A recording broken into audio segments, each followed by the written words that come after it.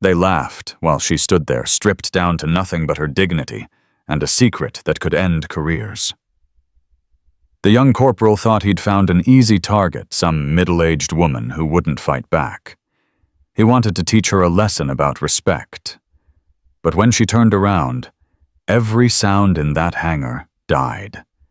Because running down her spine was a tattoo that shouldn't exist, a mark from a unit the government swore never happened. If you want to see how one moment of cruelty revealed a warrior they never saw coming, hit that subscribe button right now. Stay with me until the end of this story and drop a comment telling me what city you're watching from.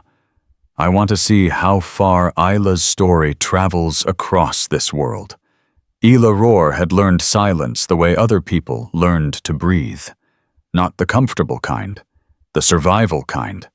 The kind that kept your blood inside your body when bullets were looking for a way out. She pulled into Falcon Ridge that morning thinking about hydraulic seals and rotor torque, thinking about normal things, safe things, things that didn't wake her up at 3 a.m. with her hand reaching for a weapon that wasn't there anymore. The guard waved her through. She parked, grabbed her kit, walked toward Hangar 7 the same way she'd walked through Kandahar province in 2011. Eyes forward, shoulders relaxed, looking like nobody worth noticing. That was the trick. Be boring, be forgettable, be the kind of person people's eyes just slide right past. It had worked for 3 years. Until today. She signed the clipboard. The kid at the desk didn't even look up. Blackhawk Structural, Bay 3. Got it. Ila walked inside, found the helicopter, set her kit down. She was reaching for her inspection mirror when the boots started coming. Heavy, deliberate. The kind of walk that said, I own this space, and I'm about to make sure you know it. Hey, you. Ila straightened up, turned around. The corporal couldn't have been older than 23, chest out, jaw tight. That look in his eyes the one young men got when they'd been given just enough authority to be dangerous and not enough wisdom to know better. Harper. She'd seen his name on the duty roster. Yes, Corporal, you got clearance to be in here? Ila pulled her badge from her pocket, held it out. I'm on the contractor list, signed in at 0900. Harper took the badge, barely glanced at it. This doesn't look right. It's current. Yeah, well, I don't think so. He raised his voice. Davis, you know about a contractor today. An airman 20 feet away looked up, shrugged. Not my area, man. Harper turned back to Ila, smiled, not a friendly smile. See, nobody knows you're supposed to be here. Ila felt something cold start to uncurl in her chest. Recognition. She'd seen this before. Different countries, different uniforms. Same disease. Power without accountability. Authority without wisdom. Boys with guns playing grown-up games. If you want to verify, she said, keeping her voice level. The maintenance supervisor's number is, I'm not calling anyone. Then I need to get back to work. No. What you need to do is stay right there until we figure out what's going on. There's nothing to figure out. That's not for you to decide. Harper stepped closer. Ila could smell his cologne. Too much of it. The kind that boys wore when they were still trying to prove they were men. You know what you look like to me? You look like someone's grandmother who got lost on the way to Costco. Someone behind them laughed. Not loud, just enough to encourage him. Ila said nothing. Words were ammunition. She wasn't giving him any. How old are you anyway? Harper circled her slowly. 50, 60. Old enough to know better than to argue with you. Damn right. He stopped in front of her. You know what I think? I think you wandered in here, saw some helicopters, and decided to play mechanic. I have 20 years of experience with 20 years doing what, watching YouTube videos. More laughter. 3 airmen now, maybe 4. Ila didn't turn to count. Didn't matter. The audience was growing, and Harper was feeding off it. "Open your bag," he said. Ila knelt down, unzipped her inspection kit. Harper kicked it. Tools scattered across the concrete calipers, micrometers, her notebook with 3 years of inspection records. "Oops." Ila looked at the scattered tools, looked up at Harper. Didn't speak. "Now here's what's going to happen," Harper said. "I'm security qualified for this hangar, which means I can run compliance checks, which means I need to verify you're not carrying anything prohibited. I showed you my kit. That's not good enough." He crossed his arms. "I need to check you personally." The laughter stopped. Someone behind them shifted uncomfortably. "Harper, man, that's not— Did I ask for your input, Davis?" Davis went quiet. Ila stood up slowly. "You want to pat me down? You get a female officer. That's regulation. Regulations are for people with proper clearance. You don't have proper clearance. I showed you my badge. Badge could be fake."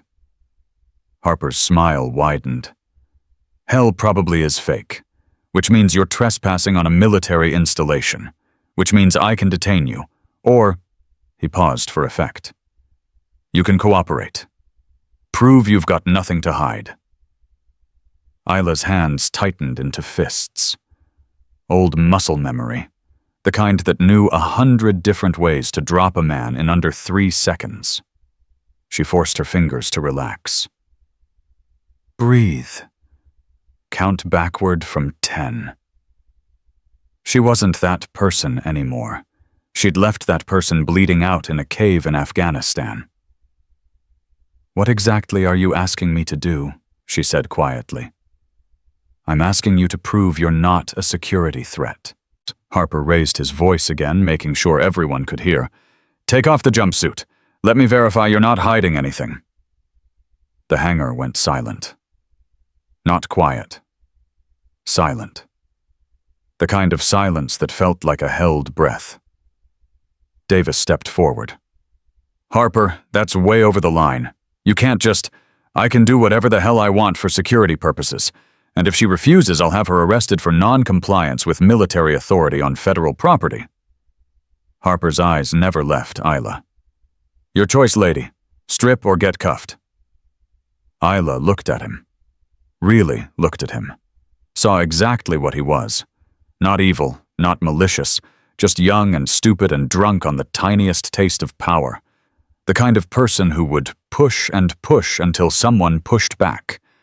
The kind of person who needed to learn that lesson before he hurt someone who couldn't defend themselves. She could walk out. Should walk out. Let it go. File a complaint. Let the system handle it.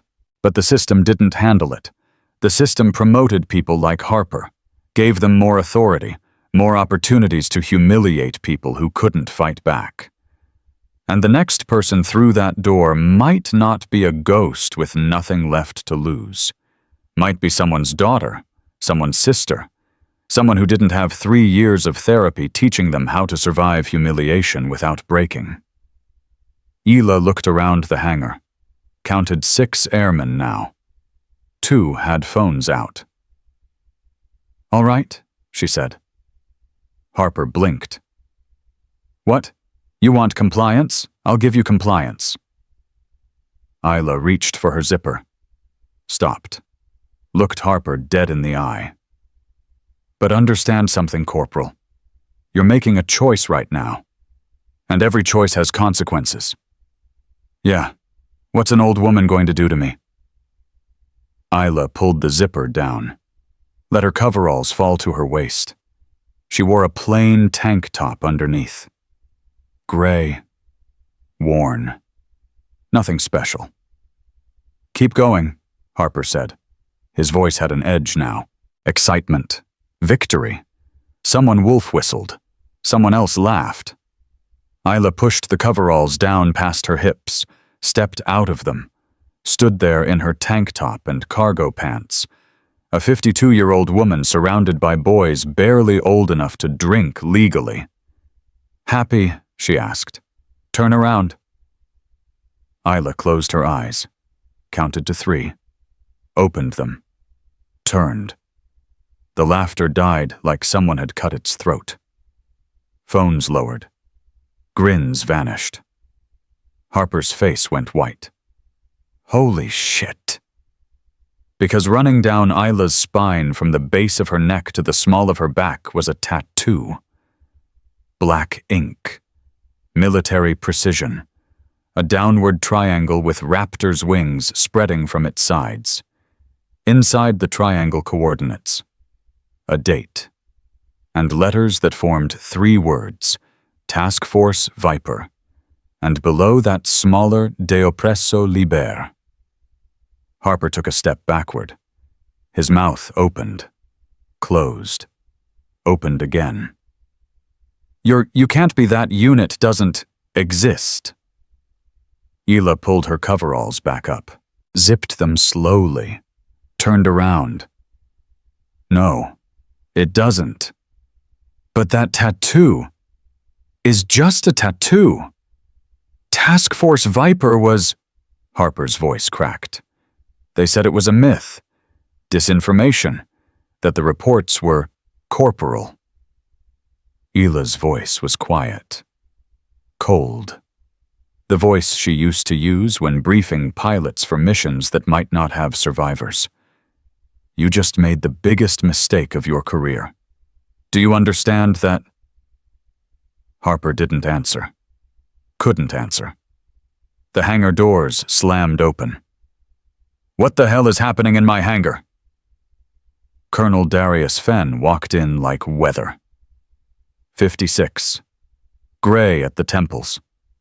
The kind of officer who'd earned his eagles the hard way, blood, sweat, and body bags.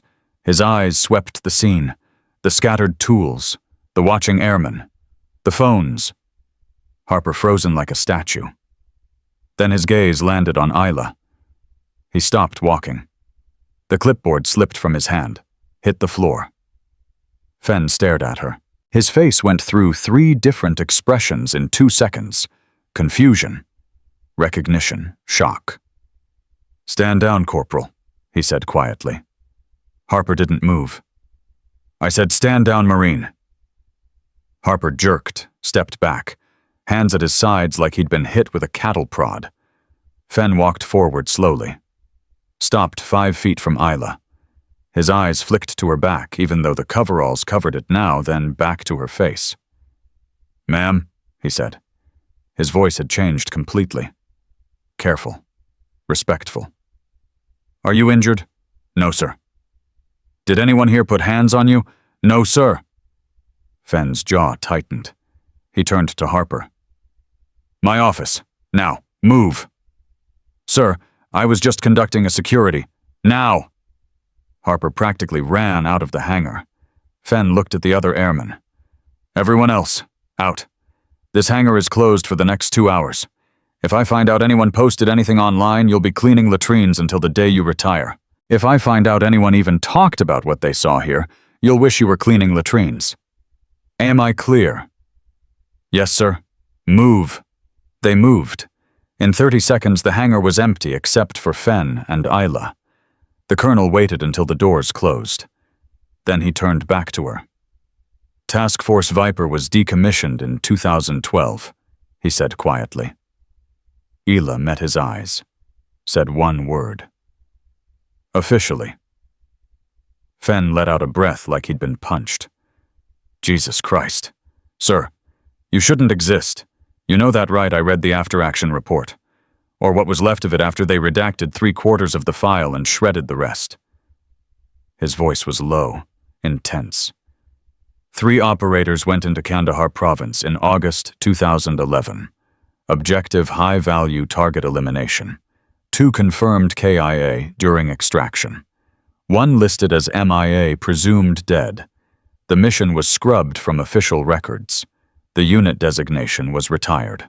Everyone involved signed NDAs that would put them in federal prison if they even breathed the words Task Force Viper. Ila said nothing. The only reason I know about it is because I was stationed at Bagram when they brought the bodies back, or what was left of them. Fen rubbed his face. They told us it never happened, that those deaths were training accidents, that we were mistaken about what we saw. You weren't mistaken. No, I wasn't. He looked at her. So what the hell are you doing inspecting helicopters in the middle of Arizona? It's a job. It's beneath you. It's quiet. Fen opened his mouth, closed it, nodded slowly. Yeah, I guess that makes sense. He pulled out his phone, made a call. This is Colonel Fen, Falcon Ridge Air Station. I need to verify contractor clearance. Name Ila Ror, R-O-R. Pause. I'll wait. He glanced at Ila while the line held. You want to tell me how you ended up here? I applied. They hired me. That's not what I meant. Not what I know. The voice on the phone came back. Fen listened. His expression changed, hardened into something close to fear. Priority Alpha. He stared at Ila. Beyond my clearance, sir. With all due respect, I'm a full-bird colonel with TS-SCI access. I've been read into programs that... He stopped, listened. His face went pale. Yes, sir. Understood. Thank you, sir. He hung up, looked at his phone like it might bite him. They wouldn't tell me anything, he said. Your file is classified at a level I didn't even know existed. They wouldn't confirm or deny your service record. Wouldn't tell me what you did. Wouldn't tell me where you did it. All they said was that I should provide full cooperation and that any inquiry into your background would be considered a breach of national security. Ila knelt down, started picking up her scattered tools. Ma'am, Fen said. She kept gathering her equipment. Ila. She stopped, looked up at him. I'm sorry, Fen said, for what that corporal did, for what happened here, for all of it. You didn't do anything. I trained him. I promoted him. I put him in that uniform and told him he had authority. Fen's voice was rough. His failure is my failure. Can't train character into people, Colonel. Either they have it or they don't. What do you want me to do? About Harper. About this. He gestured around the empty hangar. You could end his career with one phone call. Hell, you could probably end mine. Ila stood, held her inspection kit. I didn't come here to end careers. I came here to inspect a helicopter. After what just happened. After what just happened, there's still a Black Hawk in Bay 3 that needs structural evaluation before it flies again. She looked at him steadily. And if it flies without that evaluation, people die. So, sir, with respect, I'd like to finish my inspection. Fen stared at her for a long moment. Then he smiled. It was a sad smile. Tired. But genuine. You know what, he said. I think you're the toughest person I've ever met. I'm just someone who does her job. No. You're someone who survived something most people couldn't even imagine. And you're standing here asking to go back to work. He shook his head. That's not normal. That's extraordinary. Ila walked toward Bay 3. Extraordinary is what got me that tattoo, Colonel. Normal is what lets me sleep at night. Fen watched her pull out her flashlight and mirror, watched her kneel down by the Black Hawk's landing gear like nothing had happened. Then he unlocked the hangar doors and left. Ila worked alone for 2 hours, found 3 stress fractures the sensors missed, found corrosion in the main rotor housing, found a hydraulic line about to fail. She documented everything, took photos, filled out forms with the same careful precision she used for everything. At 1600 hours, she walked to the duty office. Master Sergeant Williams looked up when she entered. 30-year veteran. 3 deployments. The kind of NCO who actually ran the base while officers thought they did. "Heard you had trouble today," he said. "Nothing I couldn't handle?" "That's what I heard." He took her report, glanced at it, looked back at her. His eyes were different now, seeing her differently. "You do this kind of work overseas. Different aircraft, same principles. Must have been interesting." It had its moments. Williams was quiet for a beat. Then, "My daughter's enlisting next year, wants to be a crew chief." "That's good work?" "Yeah." He looked at Ila carefully. "I'm going to tell her something. Not about you, not your name or your story, just that she should treat everyone with respect. Because you never know who you're talking to. You never know what someone's survived, what they've done, what they've sacrificed." Ila nodded. "That's a good lesson, Sergeant. Your inspection probably just saved lives. Those fractures you found another week and that bird goes down. Crew dead. Maybe people on the ground, too. Just doing my job. Ma'am, if everyone did their job half as well as you, the world would be a different place." Ila took her copy of the report, turned to leave. "Ma'am." She looked back. "Thank you," Williams said. "For your service. Whatever it was, wherever it was. Thank you." Ila didn't answer, just nodded once and walked out. She drove home, made pasta, ate alone. After dinner, she went to the bathroom, stood in front of the mirror, turned around, pulled her shirt up. The tattoo stared back at her. Black wings, coordinates that led to a village that didn't exist anymore. A date that 3 families mourned without knowing why. And in the center, de oppresso liber. To free the oppressed. The motto she'd sworn to uphold. The lie she'd learned to live with. They hadn't freed anyone.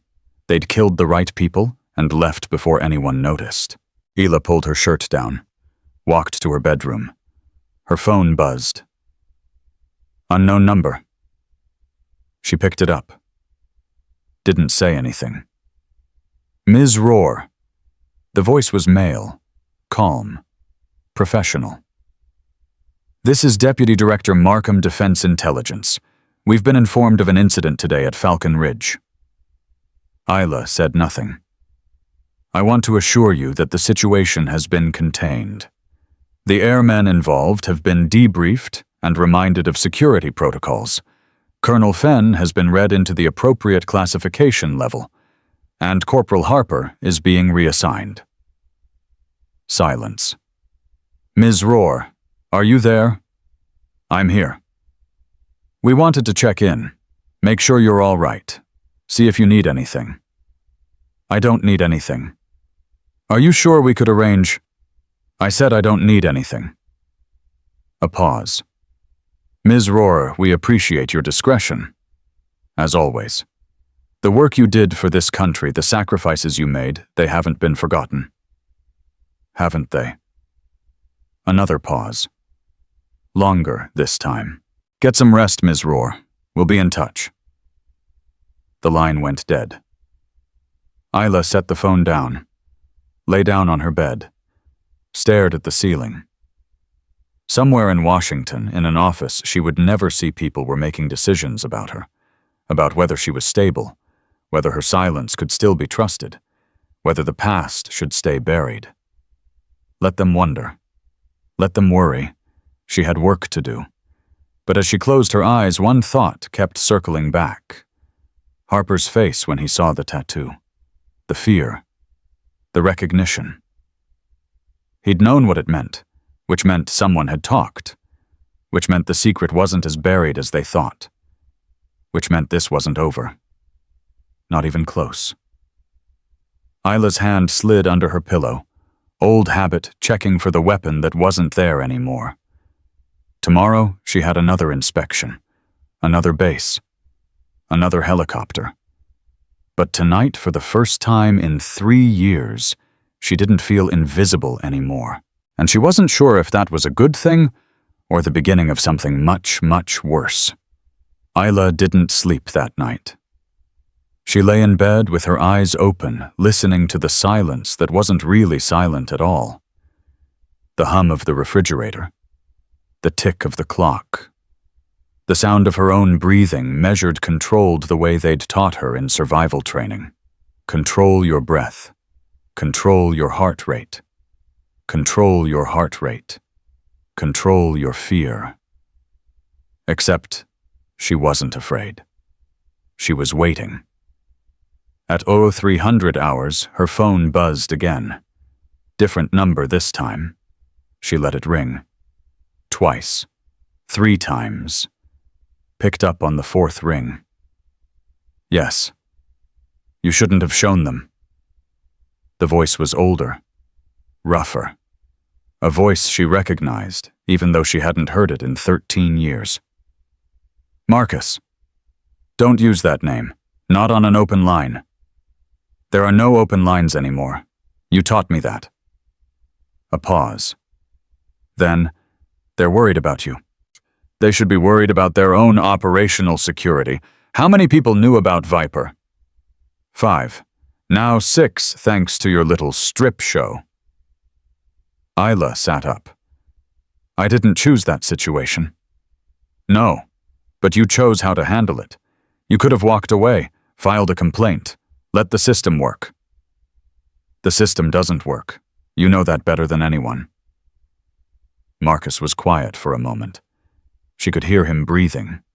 Could picture him in whatever dark room he was calling from, probably a secure facility somewhere in Virginia, surrounded by monitors and classified documents and other ghosts like her. They want you to come in, he said finally. No. It wasn't a request. I don't work for them anymore. You never stopped working for them. You just changed job titles. His voice softened. Ila, please, just come in. Let them debrief you. Let them know you're still solid. I am solid. Then prove it. I prove it every day. I show up, I do my work, I keep my mouth shut. That's the deal. The deal changed the moment that kid saw your ink.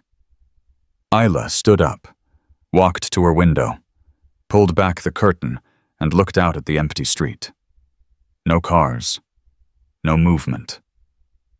But that didn't mean anything. They could be watching from a house 3 blocks away with a telephoto lens and a laser microphone. What do they think is going to happen? She asked. That I'm going to hold a press conference, write a book. They think you're a liability. I've always been a liability. That's why they buried me in the first place. No. They buried you because you asked them to, because you couldn't handle what we did over there. Marcus's voice got harder. Don't rewrite history, Ila. You wanted out. You begged for out. And they gave it to you on the condition that you disappeared, that you became nobody. I am nobody. Not anymore. Not after yesterday. That colonel knows your face now. Those airmen know your face. And in about 48 hours, every intelligence analyst in the DoD is going to be pulling your file and asking questions nobody wants to answer. Ila closed her eyes. What do you want me to do? Come to Washington. Tomorrow. We'll sit down. We'll talk. We'll figure out how to put the toothpaste back in the tube. And if I don't... The pause that followed was longer. Heavier.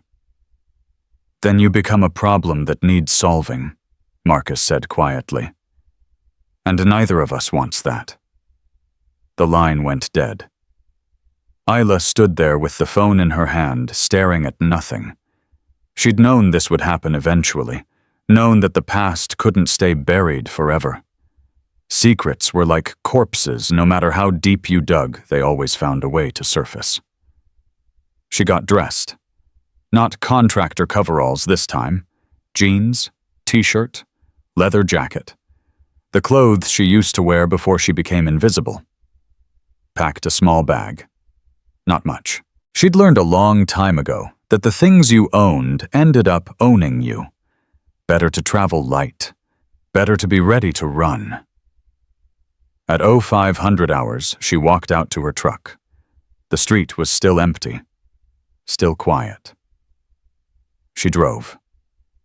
Not toward the airport, not toward Washington, toward something else entirely, toward the one person who might actually tell her the truth.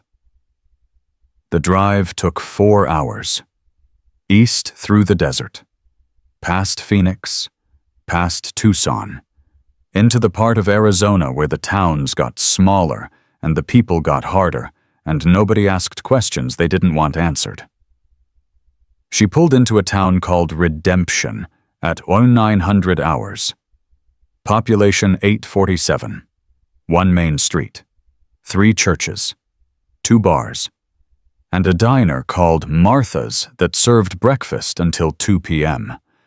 Ila parked across the street. Sat in her truck for 5 minutes, watching. Old habits, survey the terrain, identify exits, count potential threats. The diner looked safe. Small. Public.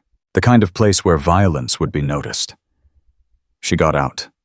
Crossed the street. Pushed open the door. The bell above the door chimed. 3 people looked up, an old man at the counter, a waitress refilling coffee, and a woman sitting alone in a booth by the window. The woman was in her 60s. Gray hair pulled back, reading glasses perched on her nose. She wore a cardigan and jeans and looked like someone's grandmother. She wasn't. Ila walked to the booth, sat down across from her. The woman didn't look up from her newspaper. "You're late. I didn't know I was expected. You called from an unsecured line at 3 a.m. What did you think would happen?" "I didn't call anyone." "Marcus called you. Same thing." The woman folded her newspaper, looked at Ila over her reading glasses. "Hello, Ila?" "Hello, Catherine." Catherine Voss, former CIA operations officer, former handler for Task Force Viper, former a lot of things that officially never happened. "You look like hell," Catherine said. "I didn't sleep." "I'm surprised you slept at all last night. What were you thinking?" "I was thinking a 23-year-old corporal was about to sexually assault me in front of witnesses." "So you showed him your tattoo?" "I showed him why he should reconsider." Catherine shook her head, signaled the waitress. "Coffee. Black. And bring my friend here some breakfast. She looks like she needs it." The waitress nodded and left. Catherine leaned forward. Her voice dropped. "Do you have any idea what you've done? I defended myself. You exposed a classified program to 6 active-duty military personnel and a full-bird colonel. The program doesn't exist. You told me that yourself. It doesn't exist on paper, but it exists in the memories of everyone who was involved. And when those memories start surfacing, when people start asking questions, it becomes a problem. Their problem, not mine." "Wrong." Catherine's eyes were hard, cold, the eyes of someone who'd made decisions that cost lives and never lost sleep over it. "Your problem. Because you're the loose end. You're the one who's still walking around with proof tattooed on your spine." Ila leaned back. "So what?" "They're going to kill me, is that what you're saying?" "I'm saying they're going to seriously consider it." The coffee arrived. Ila wrapped her hands around the cup, let the heat sink into her palms. "You knew this would happen," she said quietly.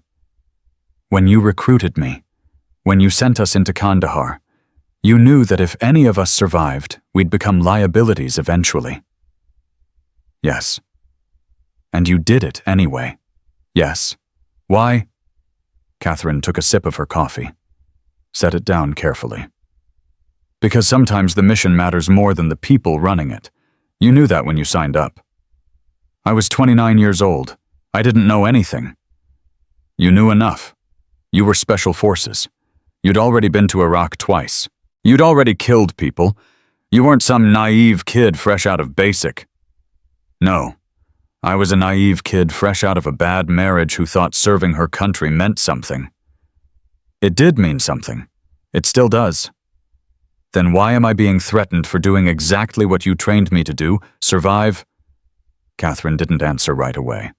The waitress brought eggs, bacon, toast, set the plate down and left. Eat, Catherine said. I'm not hungry. Eat anyway. You're going to need your strength. Ila picked up her fork, pushed the eggs around her plate, took a bite, chewed without tasting. Marcus wants me to come to Washington, she said. I know. Are you going to make me? I can't make you do anything. You're not my asset anymore. Then what am I? Catherine looked at her for a long moment. You're a survivor, and that makes you dangerous. Because survivors tell stories, and some stories are better left untold. I haven't told anyone anything. Not yet. Not ever. Everyone breaks eventually, Ila. Everyone. It's just a matter of finding the right pressure point. Catherine leaned forward again. What happens when they offer you money? A lot of money. Enough to stop inspecting helicopters and start living again. What happens when they threaten to expose you, put your face on the news, call you a traitor, destroy whatever life you've built here?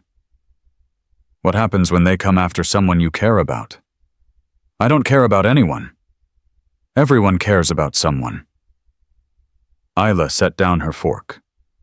Is that a threat? It's a reality check.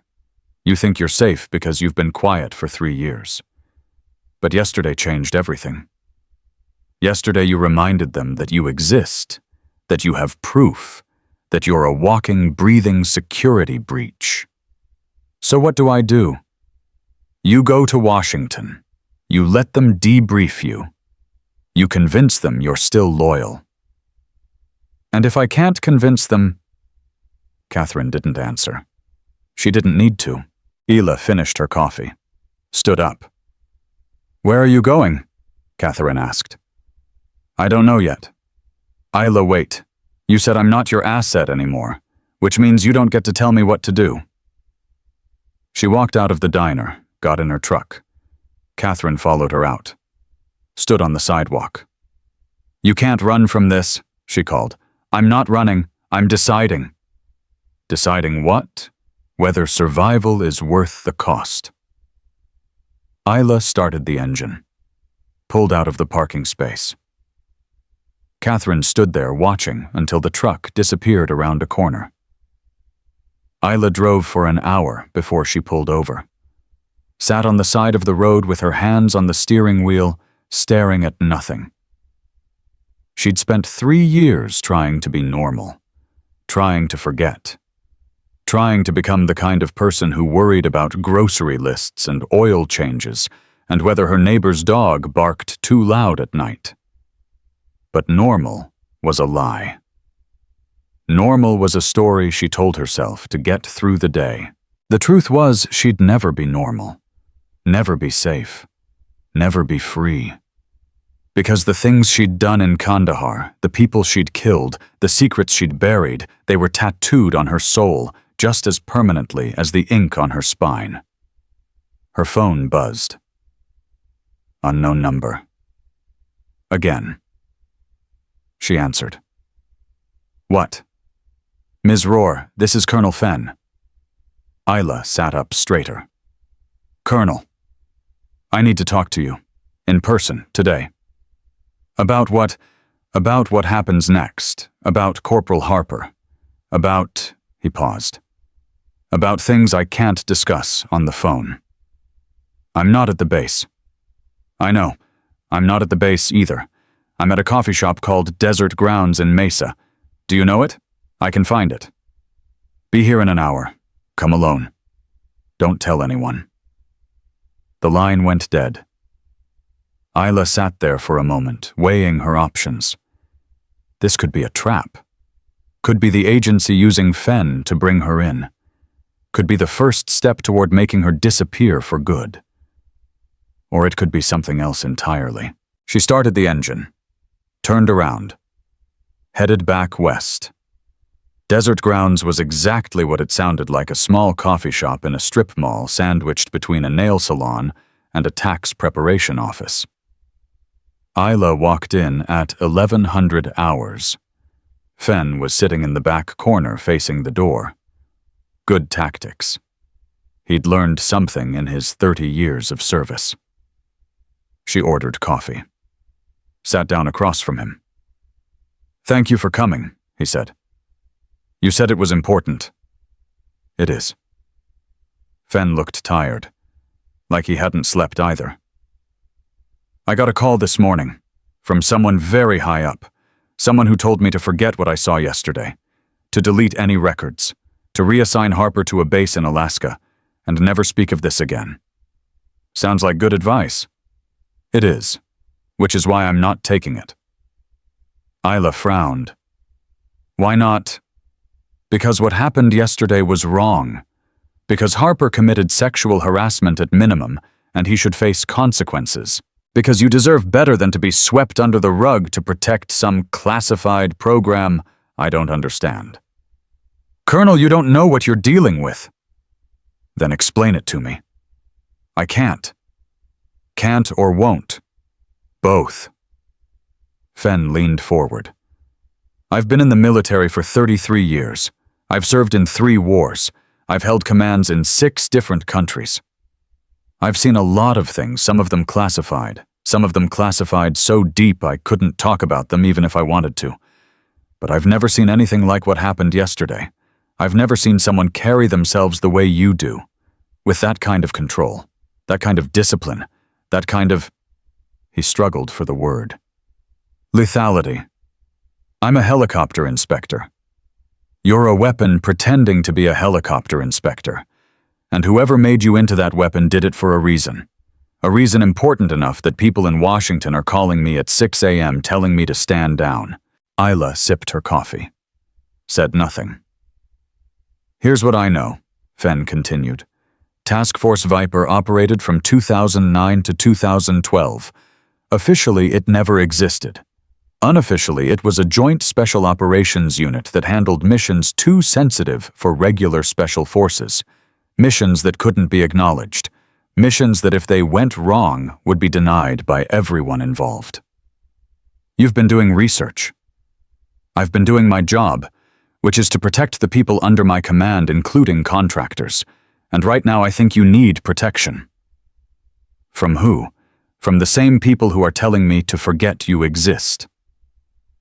Ila set down her coffee. "Colonel, I appreciate what you're trying to do. But you can't help me. Nobody can." "Why not?" "Because I'm already dead, officially. According to every record that matters, I died in Afghanistan in 2011. The person you're talking to right now, she doesn't exist. She's a ghost. And ghosts can't be protected because they're not real." Yet Fen was quiet for a long moment. "What happened over there? I can't tell you." "Can't or won't? Both." "Then tell me this, are you in danger right now?" Ila thought about Marcus's call, about Catherine's warning, about the way things worked in the world she used to inhabit. "Yes," she said finally. "From who? From people who think I know too much. People who think I'm a liability." "Are you?" "Probably." Fen pulled out his phone, set it on the table. "I have pull. I have connections. I can make calls. Don't." Ila's voice was sharp. "Don't make any calls. Don't ask any questions. Don't dig any deeper. Because the deeper you dig, the more dangerous this becomes. For both of us." "I'm not afraid." "You should be." They sat in silence for a moment. Then Fen said, "What are you going to do?" "I don't know yet." "You can't just run. They'll find you." "They'll find me anyway. At least if I run, I control the timeline." "Or you could stay. You could fight." Ila laughed. It was a bitter sound. "Fight who? An agency that doesn't officially exist. A program that was never authorized." People who can make me disappear with one phone call and a forged death certificate. You're not alone in this. Yes, I am. I've been alone since Kandahar. That's the deal. That's always been the deal. Fen reached across the table, took her hand. She almost pulled away old instincts, don't let anyone touch you. Don't let anyone get close. But she didn't. Listen to me, he said. Whatever you did over there, whatever you're running from, whatever sins you think you can't be forgiven for, you're still a person. You're still a human being who deserves dignity and respect and the right to exist without looking over your shoulder every 5 minutes. Ila looked at his hand covering hers, looked at his face, saw something there she hadn't seen in a long time. Compassion. Real compassion. Not pity, not fear, just simple human decency. Thank you, Colonel, she said quietly. But decency doesn't stop bullets. She pulled her hand away, stood up. Where are you going? Fen asked. To finish what I started. Which is surviving. She walked out of the coffee shop without looking back, got in her truck, sat there with her hands on the wheel, made a decision. She pulled out her phone, dialed a number she'd memorized 13 years ago and never used since. It rang twice. Yes, Marcus's voice. I'm coming in, Ila said. Smart choice. But not to Washington. Then where? Kandahar. Silence on the line. Long silence. That's not funny, Marcus said finally. I'm not joking. You want to know if I'm solid? You want to know if I'm still loyal? Then send me back. Send me back to where it started. Let me finish what we couldn't finish the first time. Ila, that mission is over. It's been over for 13 years. No, it's never been over. Not for me, not for you, not for anyone who was there.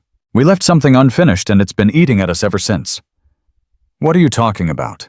The target, the HVT, the one we were supposed to eliminate. He's still alive. That's impossible. We confirmed nothing.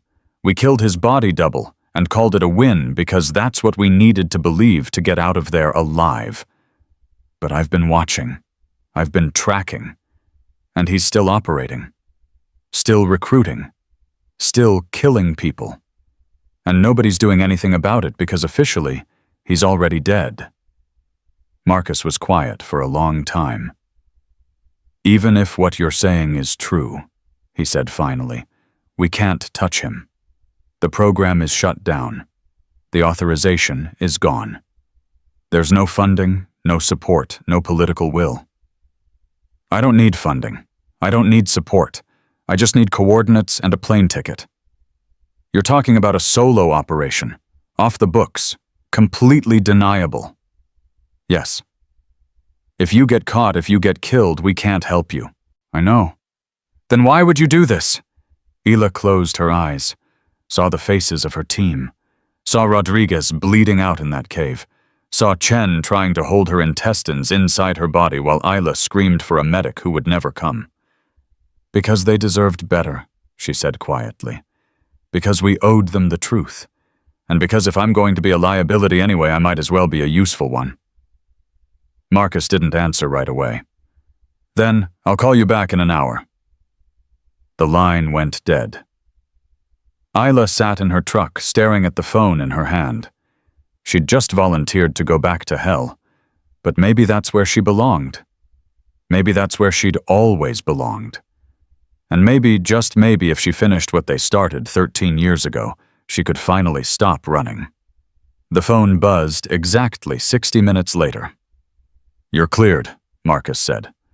Flight leaves tomorrow from Sky Harbor at 1800 hours. Passport and documentation will be waiting at the ticket counter under the name Sarah Mitchell. From there, you'll route through Germany, then Dubai, then Kabul. Someone will meet you in Kabul with equipment and intelligence. Thank you, Don't thank me. I'm probably sending you to your death. Better than waiting for it to find me. Ila. Marcus's voice softened. Be careful. And if you get a chance, if you actually find him, don't hesitate. Don't think. Just act. Because the moment you hesitate, you're dead. I know. And Ila, when you come back, if you come back, maybe we can finally close this chapter. Maybe we can finally put the ghosts to rest. Maybe, Ila said. But she didn't believe it. Ghosts didn't rest. They just waited in the dark until someone was brave enough or stupid enough to face them. She hung up, started the engine, drove back to her rental. Packed her bag properly this time. Not clothes, not toiletries. The things she'd kept hidden under her bed for 3 years. The things she told herself she'd never need again. Combat knife, tactical flashlight, encrypted phone, and a small metal box containing 3 passports, $5,000 in cash, and a St. Christopher medal she'd taken off Rodriguez's body before they left him behind in that cave. She held the medal for a moment, traced the outline with her thumb. I'm coming back, she whispered to the empty room. I'm finishing what we started, I promise. Then she put the medal around her neck, closed the box, zipped the bag. Tomorrow she would disappear again, but this time she wouldn't be running. This time she'd be hunting. The flight to Germany left on time. Ila sat in seat 23C, wedged between a businessman who fell asleep before takeoff and a college kid who spent the entire flight watching movies with his headphones too loud. She didn't sleep, hadn't slept in 48 hours. Wouldn't sleep until this was done. Instead, she went over the intelligence packet Marcus had sent to her encrypted phone. Photos, coordinates, known associates, the target's patterns of movement over the last 5 years. His name was Zahir Khan, warlord, terrorist financier, the man responsible for 17 bombings, 3 kidnappings, and the deaths of 42 coalition soldiers, including Rodriguez and Chen. The man they'd been sent to kill in 2011. The man they'd failed to kill. Ila studied his face in the photos. Older now, gray in his beard. But the eyes were the same. Cold. Empty. The eyes of someone who'd seen death so many times, it no longer registered as anything but data. She knew those eyes. She saw them in her own mirror every morning. The plane landed in Frankfurt at 0600 local time. Ila had 3 hours before her connecting flight. She bought coffee she didn't drink and sat in the terminal watching people rush past with their carry-ons and their complaints about delays and lost luggage. Normal people. Living normal lives, worrying about normal things. She envied them. Her phone buzzed. Text message. Unknown number. Change of plans. Don't board the Dubai flight. Go to gate B47. New ticket waiting. Ila deleted the message. Walked to gate B47. The woman at the counter handed her a boarding pass without asking questions. First class. A flight to Istanbul, not Dubai. Someone was redirecting her. Someone who didn't want her original route tracked. Good tradecraft. Or a trap. Ila boarded the plane anyway. At this point, she'd committed. No going back. Istanbul was chaos. Millions of people moving through one of the world's busiest crossroads. Easy to disappear. Easy to be disappeared. She cleared customs. Found the taxi stand. A driver approached her immediately young mid-20s, holding a sign that said, Mitchell. I'm Mitchell, Ila said. The driver nodded. Didn't speak. Just took her bag and led her to a beat-up sedan parked 3 blocks away. They drove for 40 minutes, out of the tourist areas, into neighborhoods where the streets narrowed and the buildings pressed close, and the eyes that watched from doorways were hard and suspicious. The car stopped in front of a warehouse. The driver got out, opened her door. "Inside," he said. Heavy accent. Turkish. "Third floor, room 7. Ila got out. The driver handed her the bag, drove away without another word. She stood there for a moment, weighing options. This could be the handoff. Could be an ambush. Could be a bullet to the back of her head the moment she walked through that door. She went inside anyway. The warehouse was empty. Abandoned. Smelled like rust and rot. Her footsteps echoed as she climbed the stairs. Third floor, room 7. The door was unlocked. She pushed it open slowly, hand near her knife. A man sat at a table in the center of the room. Late 50s, weathered face, tactical pants, and a plain black shirt. An encrypted laptop open in front of him. He looked up when she entered. Smiled. "Hello, Ila." She froze. Graves. David Graves. Former Delta Force. Former her team leader. Former dead. "I know," he said. "You thought I bought it in the extraction. So did everyone else." Ila's hand tightened on her knife. "What the hell is this? Relax. I'm not here to kill you. If I wanted you dead, you'd be dead." "That's not reassuring." Graves gestured to the chair across from him. "Sit. We need to talk." "I'm not sitting anywhere until you tell me what the hell is going on. You died. I saw you die. Rodriguez and Chen dragged your body out of that cave." "They dragged out a body. Wasn't mine." Ila's mind raced, trying to process, trying to understand. "The explosion. The cave-in. You were point. You took the blast." "I took a blast. Not the blast. The one I took was staged. Timed to look like I'd been killed in the ambush. Reality is, I was extracted 30 seconds before the real shooting started." "Why?" "Because I was the contingency, the backup plan, the asset who stayed behind to make sure the mission actually got completed." Graves leaned back in his chair. "Sit down, Ila. Please. You're making me nervous standing there with your hand on that knife." Ila sat. Slowly. Didn't take her hand off the knife. "Marcus didn't send you here for a reunion," Graves said. "He sent you because Zahir Khan is moving. Big operation. Something that'll make 9/11 look like a warm-up act. And he needs to be stopped before it happens." "Why me? Why not a drone strike? Why not a SEAL team?" "Because Zahir's smart. He learned from the first time. He doesn't stay in one place long enough for a drone. He doesn't travel with patterns that we can track.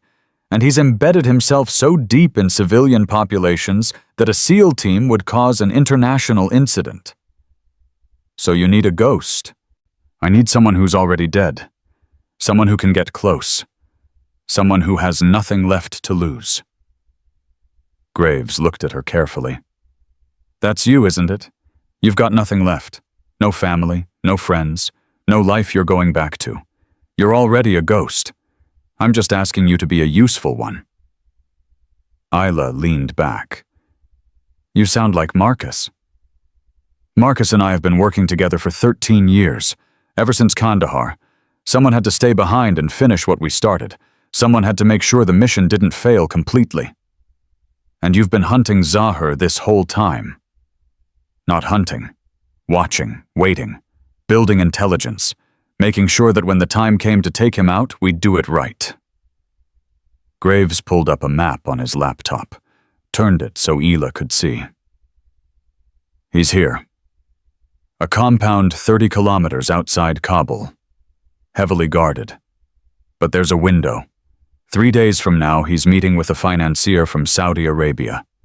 The financier insists on meeting in person. No phones, no digital communication, old school, which means Zahir has to be there physically." "How do you know this?" Because I've been cultivating sources for 13 years. I've got people inside his organization, people who owe me favors, people who want him dead almost as much as we do. Ila studied the map. The compound was fortress-like, high walls, guard towers, single access road. This is a suicide mission, she said. All the best ones are. I'm serious. So am I. Graves closed the laptop. Look, I'm not going to lie to you. This is high risk, very high risk, but it's also the only shot we're going to get. Zahir's planning something big. If we don't stop him now, thousands of people die, maybe tens of thousands. And if we do stop him, what changes? Someone else takes his place, some other warlord, some other terrorist. The war never ends. No, it doesn't. But we can win battles. We can save lives. We can make sure that the people we lost, Rodriguez Chen, the others, that their deaths meant something. Ila was quiet for a long moment. What's the plan? Graves pulled out a folder, spread photos and documents across the table. You go in as a medical contractor. There's a clinic 3 kilometers from the compound. It serves the local population, farmers, families, kids. Zahir allows it because it makes him look benevolent. The clinic is run by an NGO out of Germany. I've already arranged for you to be added to their staff. You'll have papers, credentials, everything you need. And once I'm in, you wait, you watch, you learn the patterns. And when Zahir comes to the compound for his meeting, you find a way inside. How? That's up to you. I can give you tools, intel, support. But the how, that's your call. You're the one on the ground. You're the one who'll have to adapt in real time. Ila picked up one of the photos. Zahir, standing in a marketplace surrounded by bodyguards. He looked relaxed, confident. A man who believed he was untouchable. What's the exit strategy? She asked. Graves hesitated, just for a second. But Ila caught it. There isn't one, she said quietly. I didn't say that. You didn't have to. The way you just paused, you're not planning on me getting out. I'm planning on you surviving as long as possible. What happens after that depends on how things go. In other words, I'm expendable. In this world, everyone's expendable. You know that. Ila set the photo down. Why should I trust you? You faked your own death. You've been operating in the shadows for 13 years. For all I know, this is a setup. For all I know, you're working with Zahir. Graves reached into his pocket, pulled out a small object, set it on the table. A St. Christopher medal, identical to the one hanging around Ila's neck. Rodriguez gave me that the day before the mission, Graves said quietly. Told me it would keep me safe. Told me his grandmother blessed it in a church in San Diego. I tried to give it back to him when we were in the cave, when I knew I was leaving, but he wouldn't take it. Said I needed it more than he did. Ila's hand went to her own medal. He gave me one too. I know. I saw him give it to you. He cared about his team, about all of us. And when he died, when they both died, it was because I made a choice to save the mission instead of saving them. Graves's voice cracked, just slightly. So don't talk to me about trust, Ila. Don't talk to me about loyalty. I've been living with what I did for 13 years. I've been trying to make it right. And this mission, this chance to finally finish what we started, this is the only way I know how. Ila looked at him. Really looked. Saw the weight he carried. The guilt. The shame. The same things she saw in her own mirror. All right, she said. I'm in. Graves nodded. Good. We leave tomorrow. I'll get you to Kabul. Get you set up at the clinic. And then... He paused. Then we see if we can pull off the impossible. They spent the next 6 hours going over the details. Maps, schedules, cover story, equipment. By the time they finished, Ila's head was spinning with information. Graves took her to a safe house, a small apartment above a bakery. 2 rooms, no windows. A single exit. "Get some sleep," he said. "Real sleep. You're going to need it." "I don't sleep." "Try anyway." He left, locked the door behind him. Ila sat on the bed, pulled out her phone, stared at it. She should call someone, should tell someone where she was, what she was doing. But who would she call? Marcus already knew. Catherine wouldn't care. Colonel Fenn couldn't help. She was alone, just like always. She lay down, closed her eyes. For the first time in 48 hours, she slept, and dreamed of caves and gunfire and the sound of Rodriguez screaming for a medic who would never come. She woke at 0400 to someone pounding on the door. Ila was on her feet, instantly, knife in hand, adrenaline spiking. "It's me," Graves's voice. "We need to move, now." She opened the door. Graves stood there, tactical gear on rifle slung across his chest. "What happened?" "Intel just came in. The meeting's been moved up. It's happening today. We've got 12 hours. "That's not enough time." "It's the time we have. Get dressed. Grab your gear. We leave in 5 minutes. Ila, dressed in under 3, met Graves downstairs. A car was waiting, different driver this time, older, more military bearing. They drove to a small airfield outside the city. A cargo plane, weighted engines already running. "Where's this going?" Ila asked as they boarded. "Kabul, direct, 4 hours. Graves handed her a tactical vest and a sidearm. "Load up, check your gear. When we land, we hit the ground running." The plane took off into the dawn. Ila sat in the cargo bay, checking and rechecking her equipment. The sidearm was a Glock 19. Standard issue, 15 rounds, 2 extra magazines. Not nearly enough firepower for what they were about to do, but it would have to be. Graves sat across from her, his own gear laid out methodically, checking each piece. He looked older in the harsh cargo bay lights. Tired. Like he'd been running for too long and was only still moving because he didn't know how to stop. "You ever think about stopping?" Ila asked. Graves looked up. "What? Stopping, walking away, finding a beach somewhere and just existing. No more missions, no more killing, just nothing. Every day. Why don't you? Because stopping means admitting it was all for nothing. Every person we killed, every life we ruined. If I stop now, if I walk away, then Rodriguez and Chen died for nothing. And I can't live with that. So you keep fighting." "So I keep fighting." Ila understood that. Understood it more than she wanted to admit. The plane landed in Kabul 4 hours later. The moment the cargo door opened, Ila felt it, the weight of memory, the press of history.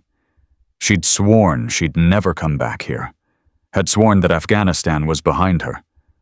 But here she was. Again. A truck was waiting. Local plates, civilian clothes. Graves drove. Ila rode shotgun. They passed through checkpoints without stopping. Graves had the right credentials, the right papers, the right amount of confidence. Guards waved them through without questions. 30 minutes later, they pulled up to the clinic. It was smaller than Ila expected. Single story, concrete walls. A faded red crescent painted on the side. A dozen people waited outside, mothers with sick children, old men with injuries, a teenager with his arm in a makeshift sling. "This is you," Graves said. "Dr. Weber is expecting you. You're Sarah Mitchell, medical assistant from Berlin. You're here for a 3-month rotation. You speak limited Pashto. You're competent but not exceptional. You blend in. And you, I'll be close. I've got eyes on the compound. The moment you're ready to move, you signal me. I'll provide support and extraction." "You said there was no extraction plan." I said there wasn't a guaranteed one. Doesn't mean I'm not going to try. Graves looked at her. Be smart, be careful, and if you get a shot, take it. Don't think. Don't hesitate. Just act. Ila nodded, grabbed her bag, got out of the truck. Graves drove away without looking back. Ila walked into the clinic. A woman in her 40s looked up from a desk. Blonde hair pulled back, medical coat over jeans, tired eyes that had seen too much suffering. Sarah, the woman asked in English. Yes, Dr. Weber. Call me Anna. Welcome to hell. Anna gestured around the clinic. We've got 30 patients waiting, 3 doctors, 2 nurses, 1 medical assistant who just quit because her husband didn't like her working. So congratulations, you're now our most valuable employee. What do you need me to do? Everything. Triage, bandaging, vitals, translating, cleaning, praying. Anna handed her a clipboard. Start with the people outside. Get names, symptoms, urgency level. Bring the critical ones in first. Ila took the clipboard. Walked outside. For the next 8 hours, she worked. Bandaged wounds. Took temperatures. Held crying children while Anna stitched them up. Translated between patients and doctors. Cleaned blood off floors. Disposed of medical waste. Normal work. Good work. The kind of work that helped people instead of killing them. She'd forgotten what that felt like. At 1600 hours, a man walked into the clinic. Mid-30s, clean-shaven. Western clothes. But his eyes were wrong. Too alert. Too calculating. He approached Ila. Spoke in English. You're new?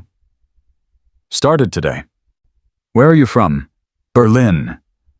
You don't sound German. My mother was American. The lie came easily. She'd practiced it 100 times on the plane. I grew up between both countries. The man studied her. What's your name? Sarah Mitchell. I'm Hassan. I work for... He paused. I work for someone important in the area. He likes to know who's coming and going. For security. I'm just here to help people. Everyone's just here to help people. Until they're not. Hassan smiled. It didn't reach his eyes. Be careful, Sarah Mitchell from Berlin. This is a dangerous place. Bad things happen to people who aren't careful. He walked out. Ila's hand tightened on the clipboard. Her instincts screamed danger. Hassan worked for Zahir. Had to. The way he moved, the way he talked, the way he watched. She'd been made, or at least flagged. She pulled out her phone, sent a single word to the number Graves had given her. Burned. The response came 30 seconds later. Hold position. Adapt. Ila deleted both messages. Went back to work. At 2100 hours, the clinic closed. Anna locked the doors, sat down heavily in a chair.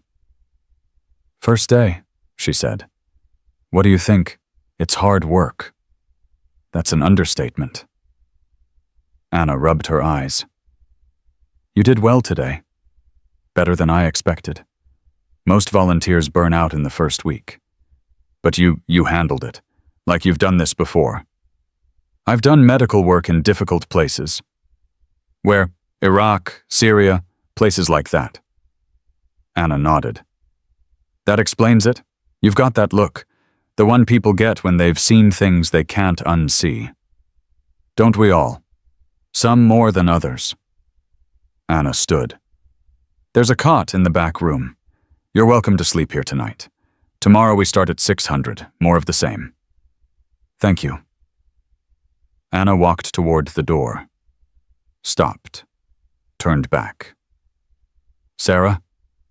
Yes. That man who came in today. Hassan. Stay away from him. He's dangerous. And the people he works for, they're worse. I'll be careful. Good. Because careful is the only way to survive around here. Anna left. Ila sat in the empty clinic surrounded by medical supplies and the faint smell of disinfectant. Her phone buzzed. Another message from Graves. Hassan is Zahir's head of security. He's running background checks on you now. Your cover will hold for maybe 24 hours. After that, you're compromised. Move fast. Ila deleted the message. 24 hours. One day to figure out how to get inside a fortified compound, kill one of the most dangerous men in Afghanistan, and somehow survive long enough to make it matter. Not impossible, just highly improbable. She lay down on the cot, closed her eyes, forced herself to rest, because tomorrow she'd either complete the mission or die trying, and honestly at this point she wasn't sure which outcome she preferred. Both felt like freedom. Ila didn't sleep that night either. She lay on the cot, staring at the ceiling, running through scenarios. Entry points, escape routes, kill zones. The way she used to before every mission in the old days. The difference was back then she'd had a team, had backup, had extraction protocols and air support, and a dozen contingencies if things went sideways. Now she had a Glock with 45 rounds and a dead man giving her intel through encrypted messages. At 05:30 hours, she gave up pretending to rest. Got up, checked her gear. The clinic was silent. Anna hadn't arrived yet. Ila walked outside. The sun was just starting to rise, turning everything the color of old blood. 3 kilometers away, hidden behind hills and dust, Zahir Khan was probably having breakfast, probably planning whatever atrocity came next, probably feeling untouchable. She was going to change that. Her phone buzzed. Hassan ran your credentials, cover held, but he's sending someone to watch the clinic today. Stay normal. I'm working on getting you access to the compound. Ila deleted the message, walked back inside. Anna arrived at 0545, carrying bread and tea. You're up early, Anna said. Couldn't sleep.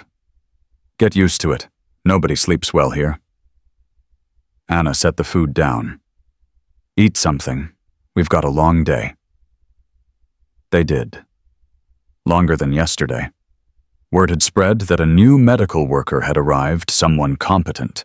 Someone who didn't flinch at blood or screaming or the kinds of injuries that came from living in a war zone. By 800, 40 people waited outside. Ila worked through them methodically. A farmer with an infected leg wound that needed debridement. A woman with complications from childbirth 3 weeks ago that nobody had treated. A boy, maybe 8 years old, with shrapnel embedded in his shoulder from an IED that had killed his father. She cleaned wounds, administered antibiotics, held hands, spoke in broken Pashto mixed with hand gestures, and watched. At 1,000 hours, a man arrived. Young, early 20s. He didn't have injuries, didn't have sick family members. Just sat on a wall across from the clinic entrance, smoking cigarettes and watching everyone who came and went. Hassan's surveillance. Ila made note of him. Kept working. At 1200, a truck pulled up. 2 men got out, both armed, both wearing the kind of tactical gear that said they weren't local farmers. They walked into the clinic like they owned it. Anna looked up from a patient. Her face went tight. "Can I help you?" The taller one spoke in English. "We're here to see the new girl, Sarah." Ila set down the bandage she was holding, walked over. "I'm Sarah." The man looked her up and down, taking inventory, assessing threat level. "Hassan wants to talk to you." "I'm working." He didn't ask. He told. The man's hand rested on his sidearm. Not a threat, Not yet. Just a reminder of where the power was. Ila looked at Anna. "I'll be back." "Sarah, you don't have to. It's fine." Ila followed the two men outside. They led her to the truck. Didn't tell her to get in. Just stood there waiting. "Where are we going?" Ila asked. "You'll see." "I need to tell Dr. Weber. She knows. Get in."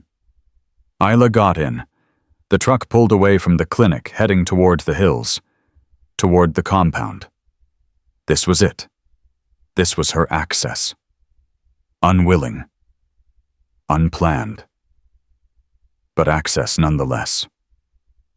She ran through options. She had her Glock in a concealed holster at the small of her back. Could draw and fire in under 2 seconds. Could kill both men before they realized what was happening. But then what?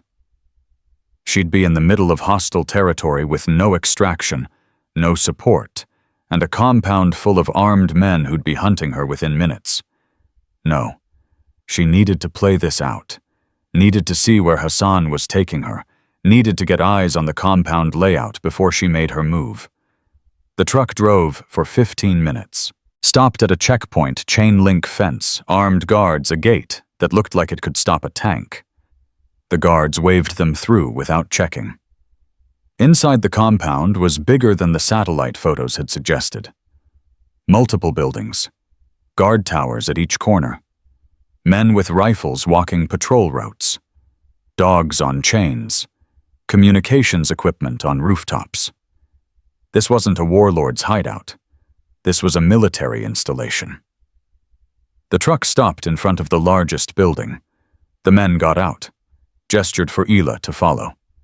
She did. Kept her hands visible. Kept her breathing steady. Controlled. They walked through a door into a room that was surprisingly comfortable: carpets, cushions, a low table with tea service. A man sat at the table reading something on a tablet. Hassan looked up when they entered. "Sarah Mitchell from Berlin," he said, smiled. "Thank you for coming." "I didn't have much choice." "True, but you came anyway. That shows wisdom." Hassan gestured to the cushions. "Please, sit, have tea." Ila sat. Not across from him that would look confrontational. Not next to him that would look submissive. At an angle. Neutral. Watchful. Hassan poured tea, slid a cup toward her. "You've been here one day, and already you're very popular at the clinic. People need help. Yes, they do. And Dr. Weber does good work. We allow the clinic to operate because it serves the community, because it shows that we care about the people here." "Who's we?" Hassan smiled wider. "I work for a man named Zahir Khan. Perhaps you've heard of him." "No. Of course you haven't. He prefers it that way. He's a businessman, a philanthropist, a man who provides stability in an unstable region. That's one way to describe a warlord." The smile never wavered. "That's a Western term. Propaganda. Here he's simply a leader, someone who protects his people from government corruption and foreign occupation. Is that what you call it?" "That's what it is." Hassan sipped his tea. "But we're not here to discuss politics. We're here to discuss you." "What about me? Your credentials checked out? Your background is legitimate? Your experience in Syria and Iraq is documented? Everything about you appears to be exactly what you claim." Hassan set down his tea. "Which is what worries me." Ila's hand was 3 inches from her weapon. "I don't understand." "In my experience, people who are exactly what they claim to be, people whose stories are too perfect, are usually hiding something. So I'm going to ask you directly. What are you hiding, Sarah Mitchell?" Ila met his eyes, held them. "Nothing." "Everyone's hiding something." "Then I'm hiding the same things everyone hides. Mistakes, regrets, The reasons we leave home and come to places like this. Why did you come here? Because I can make a difference. Because people are dying who don't have to die. Because sitting in Berlin pretending the world isn't on fire felt like cowardice. Hassan studied her for a long moment. Then he laughed. Not mockery, something else, almost respect. You're either the bravest person I've met, or the most foolish. I haven't decided which yet. Does it matter? To you? Probably not. To me, very much. Hassan leaned forward. I'm going to give you a choice. You can continue working at the clinic, helping people, doing good. And every day I'll have someone watching you, making sure you're what you say you are, making sure you're not a spy or an assassin or some Western intelligence asset sent here to cause problems. Or you can leave. Now, today, get on a plane back to Berlin and forget this place exists. Go back to your comfortable life and let us handle our own problems. Ila picked up her tea, took a sip. It was sweet. Too sweet. I'm not leaving. Even though I just told you I think you're lying. Even though I told you I'll have you under surveillance constantly. Even though. Hassan sat back. Why? Because those people at the clinic, they need help. Real help. Not politics, not power games. Just medicine and compassion and someone who gives a damn whether they live or die. If you want to watch me do that, fine. Watch. But I'm not leaving. Silence filled the room. The two guards by the door shifted uncomfortably. Hassan's eyes never left Ila's face. Then he stood. All right. You can go back to the clinic, but understand you're being watched. Not just by my men. By me. And if I find out you're here for any reason other than what you claim, you'll disappear. Not arrested, not deported, just gone. Do you understand? I understand. Good. Hassan nodded to the guards. Take her back. Ila stood, walked to the door, stopped, turned back. Can I ask you something? Hassan raised an eyebrow. Yes. The boy who came to the clinic this morning, the one with shrapnel in his shoulder, he said his father died in an IED attack 3 weeks ago. Do you know anything about that? Why would I? Because you seem to know everything that happens around here. I thought maybe you'd know if there was a way to help his family. His mother has 3 other children. They're living in a tent. They're starving. Hassan was quiet for a moment. I'll look into it. Thank you. The guards drove her back to the clinic in silence. When they dropped her off, Anna rushed out. What happened? Are you all right? I'm fine. Hassan just wanted to meet me, make sure I wasn't a threat. And I convinced him I'm exactly what I say I am, an idealistic idiot who thinks she can save the world with bandages and good intentions. Anna laughed. It was shaky. Relieved. That's probably the smartest thing you could have told him. Come on, we've got patients backed up. They worked until sunset. Ila's hands were covered in other people's blood by the time they finished. Her back ached. Her eyes burned. But she'd gotten inside the compound. She'd seen the layout, counted the guards, identified weak points in the perimeter, and she'd looked Hassan in the eye and lied so convincingly that he'd believed her. Almost. At 2100 hours after Anna went home, Ila sat alone in the clinic, pulled out her phone, texted Graves. Inside the compound today. Met Hassan. Cover holding but thin. Need to move soon. The response came fast. Meeting confirmed for tomorrow. 1400 hours. Zahar will be in the main building. Ground floor east wing. You'll have a 30-minute window. Maybe less. Ila stared at the message. Tomorrow. One day. She'd come halfway around the world for this. Had risked everything for this. had stepped back into the nightmare she'd spent 3 years trying to forget. And now it was almost over. One way or another. She typed back, "How do I get inside?" The response took longer this time. "Working on it. Stand by." Ila deleted the messages. Lay down on the cot. Sleep wasn't going to happen. She knew that.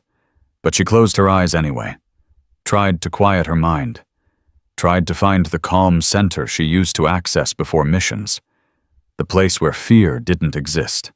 Where doubt was just noise. Where the only thing that mattered was the mission.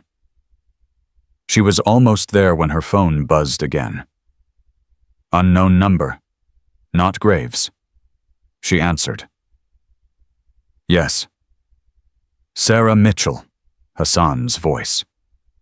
"I looked into that boy's family, the one you asked about. And his father wasn't killed by an IED. He was killed because he was working with coalition forces, passing information, getting paid to betray his own people." Ila sat up. "How do you know that?" "Because I'm the one who gave the order to kill him." Hassan's voice was calm, matter of fact. "The IED was just the method. The message was what mattered. Traitors die. Their families suffer. Everyone else learns to keep their mouths shut." Ila's hand tightened on the phone. "Why are you telling me this?" "Because you asked. Because I want you to understand something about this place, about the work we do here. It's not personal. It's survival. That man chose to work with our enemies. He chose to put his family at risk. What happened to him, what's happening to his family now, that's the consequence of his choice, not mine. He was trying to feed his children. He was trying to get rich. There's a difference." Hassan paused. "You're a good person, Sarah Mitchell. I can see that. But good people don't survive here.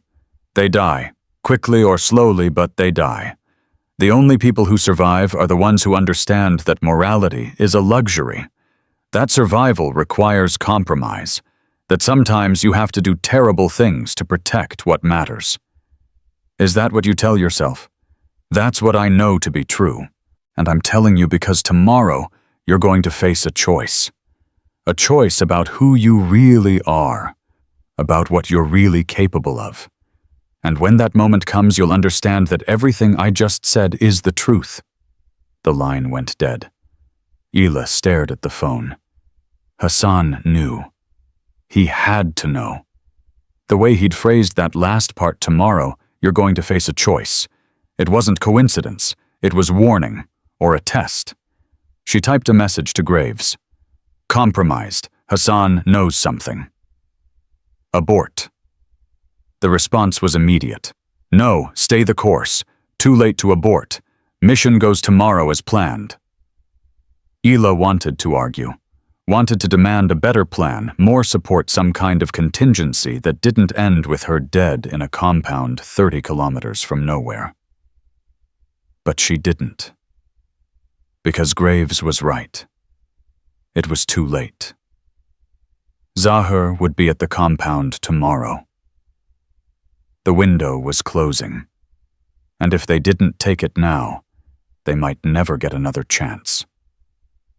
She lay back down, forced herself to breathe, to think.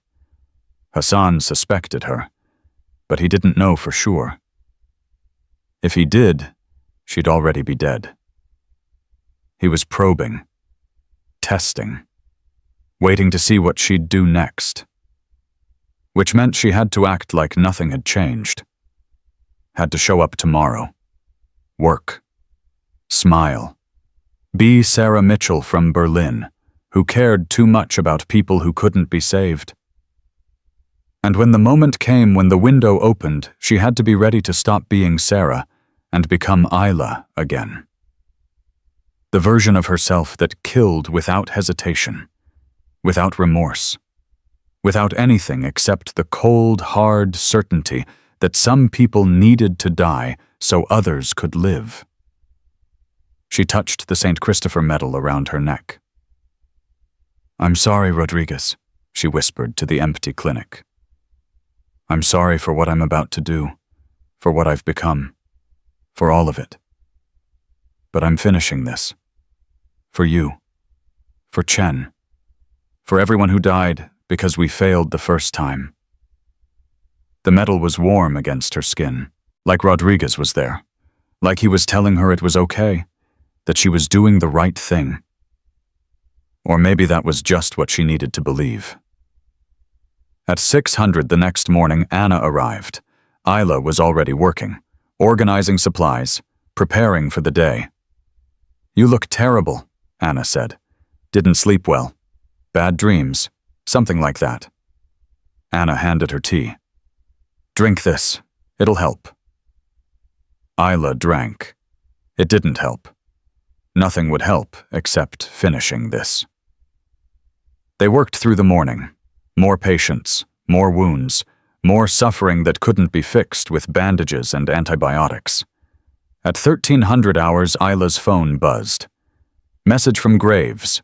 White van, license plate 4K7923. Will arrive at clinic at 1330. Driver will say he's picking up medical supplies for compound. Volunteer to help load. Once inside compound, you're on your own. Window opens at 1400. Closes at 1430. Zahir will be in East Wing conference room. 3 guards outside. Unknown number inside. Suppressed weapon in van under passenger seat. Good luck. Ila deleted the message. Looked at the clock. 27 minutes. She kept working. Kept breathing.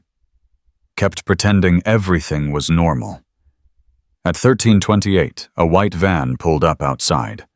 The driver got out. Walked into the clinic. I'm here to pick up medical supplies, he said in Pashto. For the compound clinic. Anna looked confused. We don't have anything scheduled. I can help, Ila said quickly.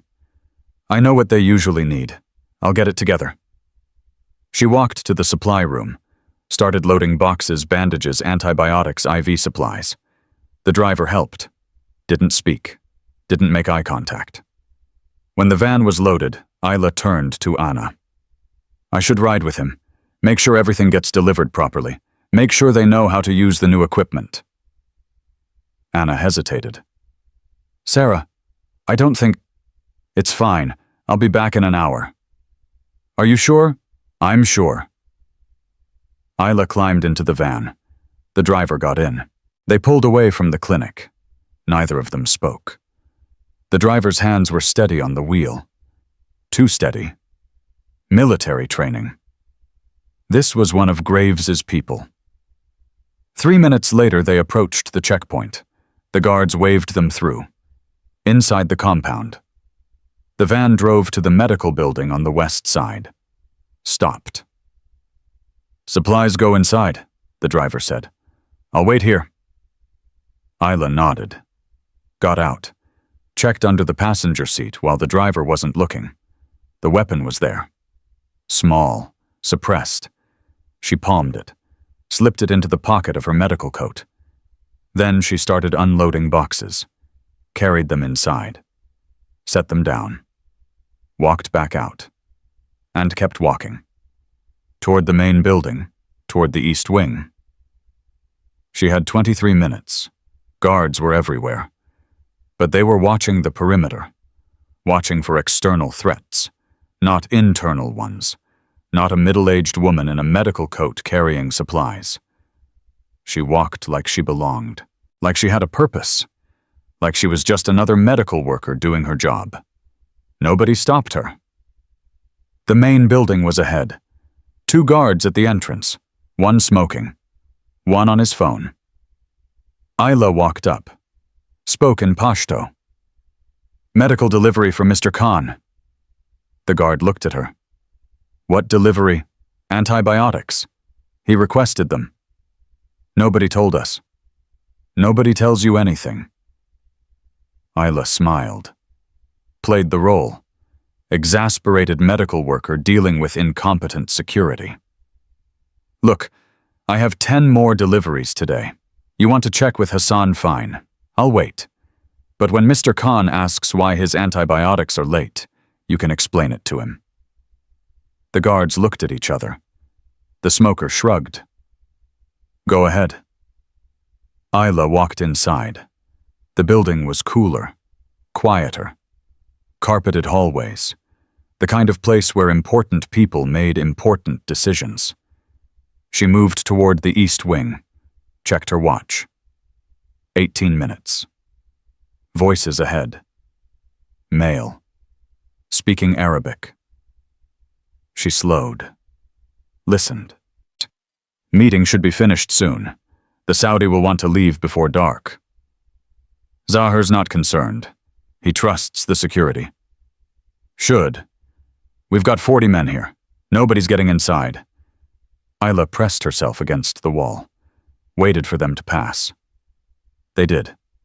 Didn't see her. She kept moving. The conference room was at the end of the hallway. 3 guards outside, just like Graves had said. She needed a distraction, needed them to move, needed them to give her an opening. Her hand went to the weapon in her pocket. 15 minutes. She could take the guards. Quick, quiet. 3 shots, 3 bodies. But then the noise would bring others, would alert everyone in the compound, would turn this into a gunfight she couldn't win. No.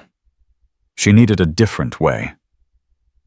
She turned, walked back down the hallway, found a side door. Storage closet. Unlocked.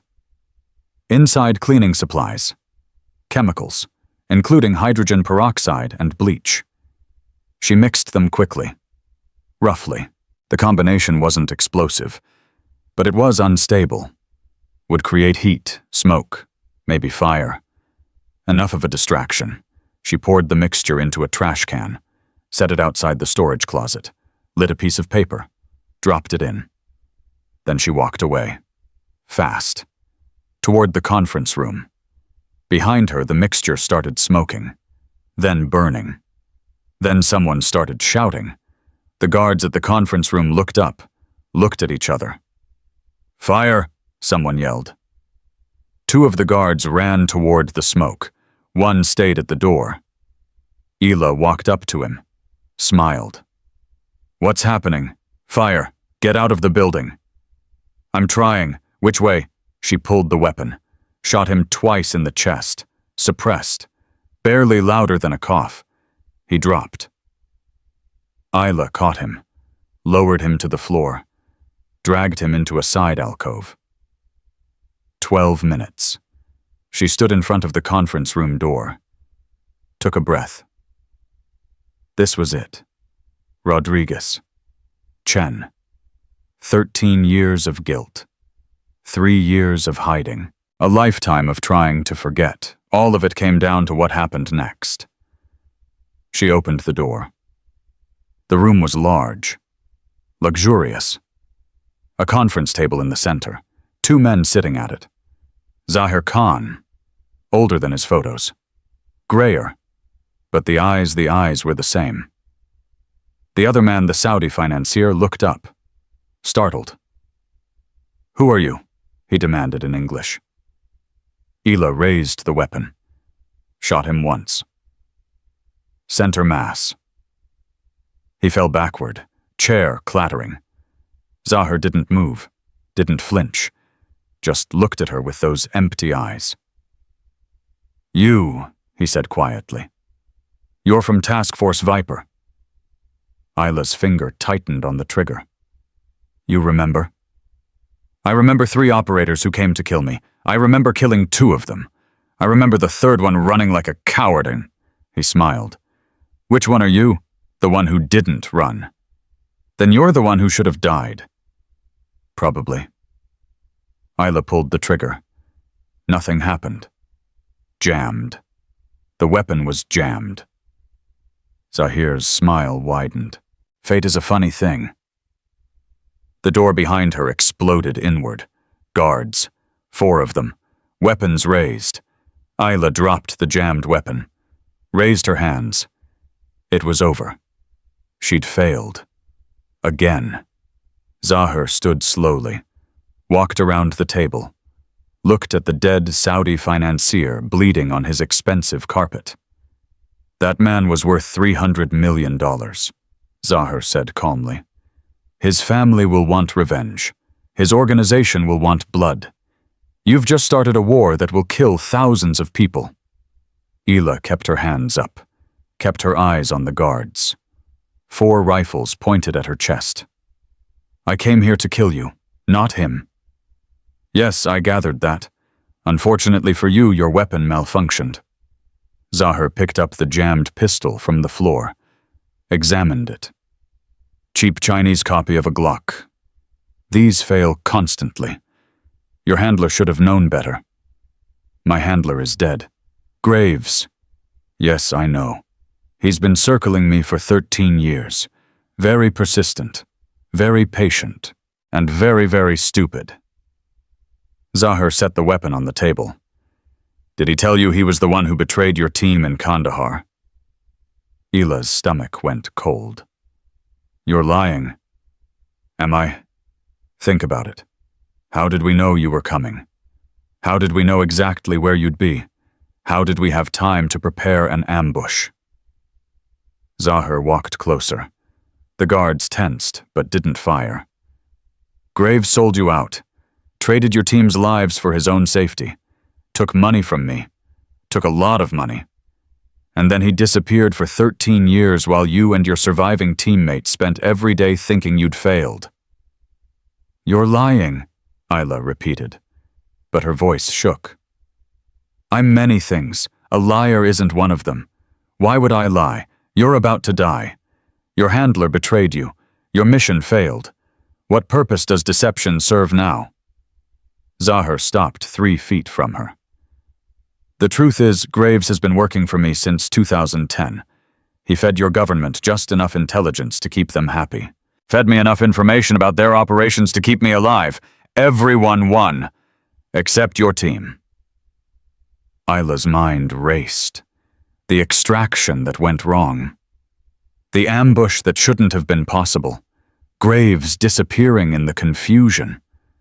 The body they'd dragged out that turned out not to be him. It all made sense. Terrible, awful sense. He sent me here to die, she said quietly. Yes, you were getting too close to the truth, asking too many questions, making too much noise. So he gave you a mission you couldn't refuse. A chance to finish what you started. A chance for revenge. Zahir smiled.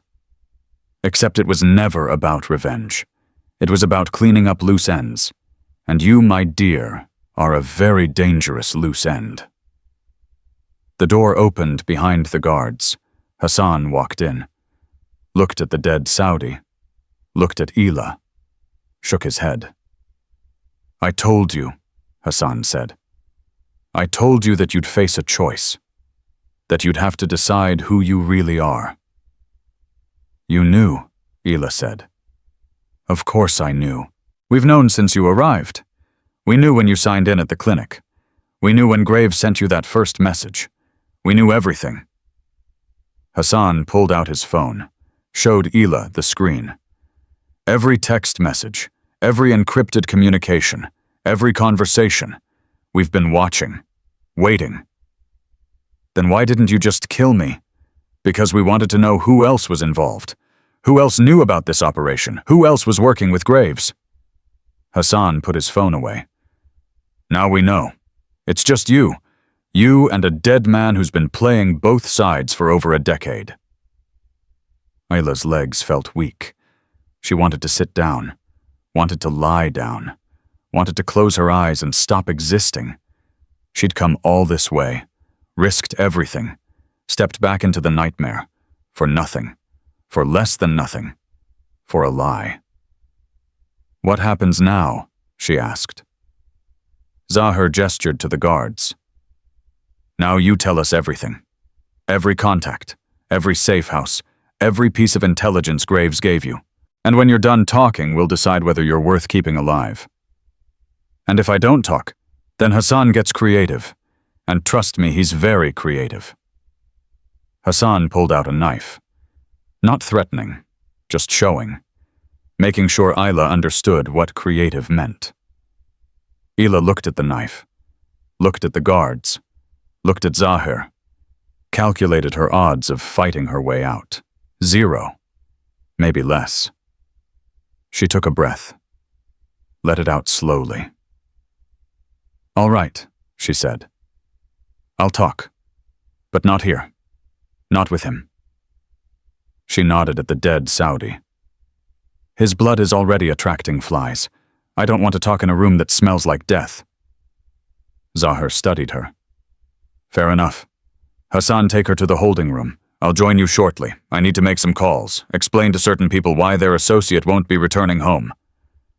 Hassan gestured with the knife. "Let's go." The guards surrounded Ila, marched her out of the conference room, down a different hallway, through a door, downstairs.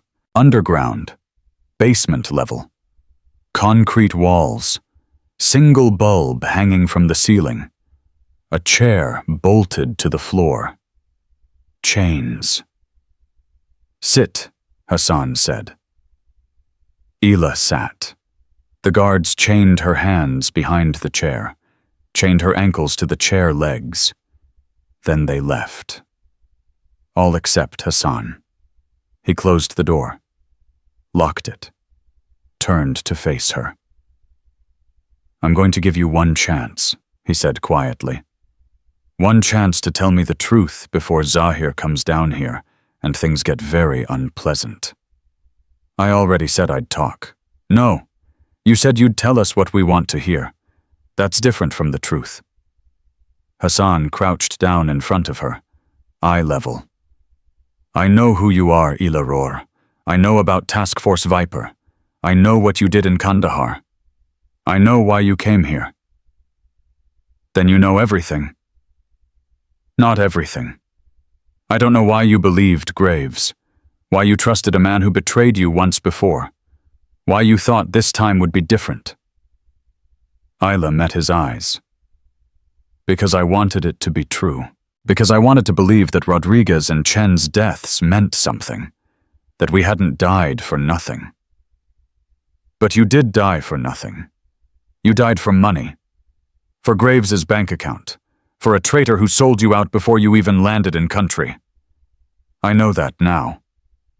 Hassan stood, walked to the door, stopped. "For what it's worth, I respect you.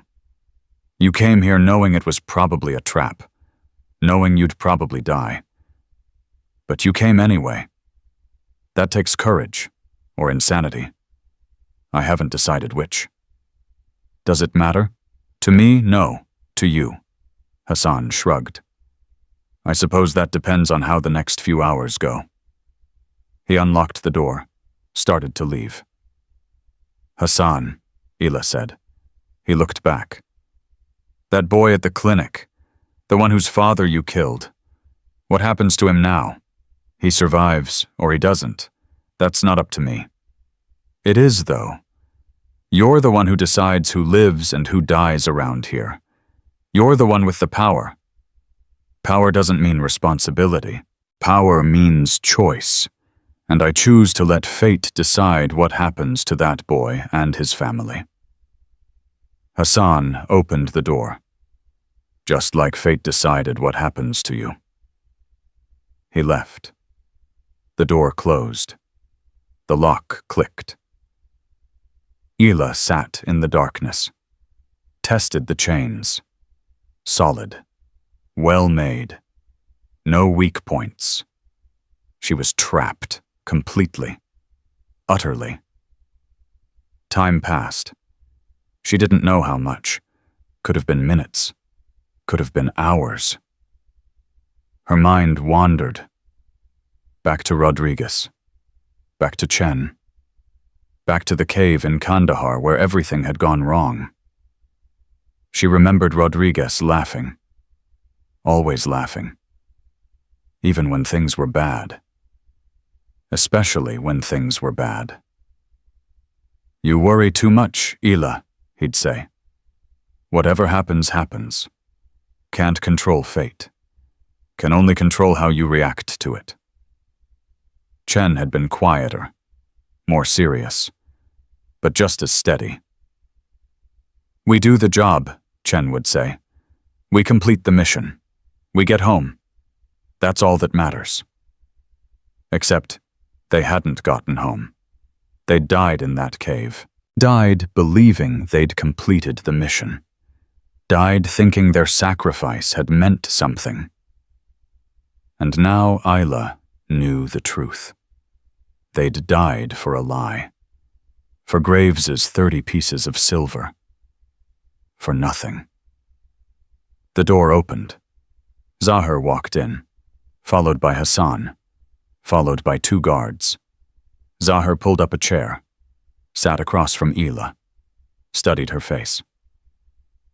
"I've been thinking," he said, "about what to do with you, about whether you're worth the trouble of interrogation, about whether anything you tell us will be valuable enough to justify keeping you alive. And I've decided you're not. You're a ghost, a relic, a woman who should have died 13 years ago and somehow survived. But survival isn't the same as living. You've been dead inside for years. This," he gestured around the room, "this is just making it official." Ila said nothing. "Hassan wanted to question you, to extract information, but I told him no, because I realized something. You don't know anything valuable. Graves didn't trust you with real intelligence, didn't tell you anything that could hurt us. He just pointed you at me and pulled the trigger. You're a weapon, nothing more. Then shoot me. Get it over with. Eventually. But first I want you to understand something. I want you to know why you failed, why your team failed, why everyone who comes after me fails." Zahir leaned forward. "It's because I understand something you don't. I understand that in this world loyalty is weakness, trust is vulnerability. The only way to survive is to betray everyone before they betray you. That's not survival. That's paranoia. Paranoia keeps you alive. Trust gets you killed." Zahir stood. "Your team trusted Graves, and they died. You trusted him, and now you're going to die. The lesson is clear." He walked toward the door. "Wait," Ila said. Zahir stopped, looked back. "Graves told me something, before I left. He said the only way to win was to sacrifice everything, to let go of fear, to become the thing you're fighting against." Ila looked up at Zahir. "I didn't understand what he meant, but I do now." "And what does it mean?"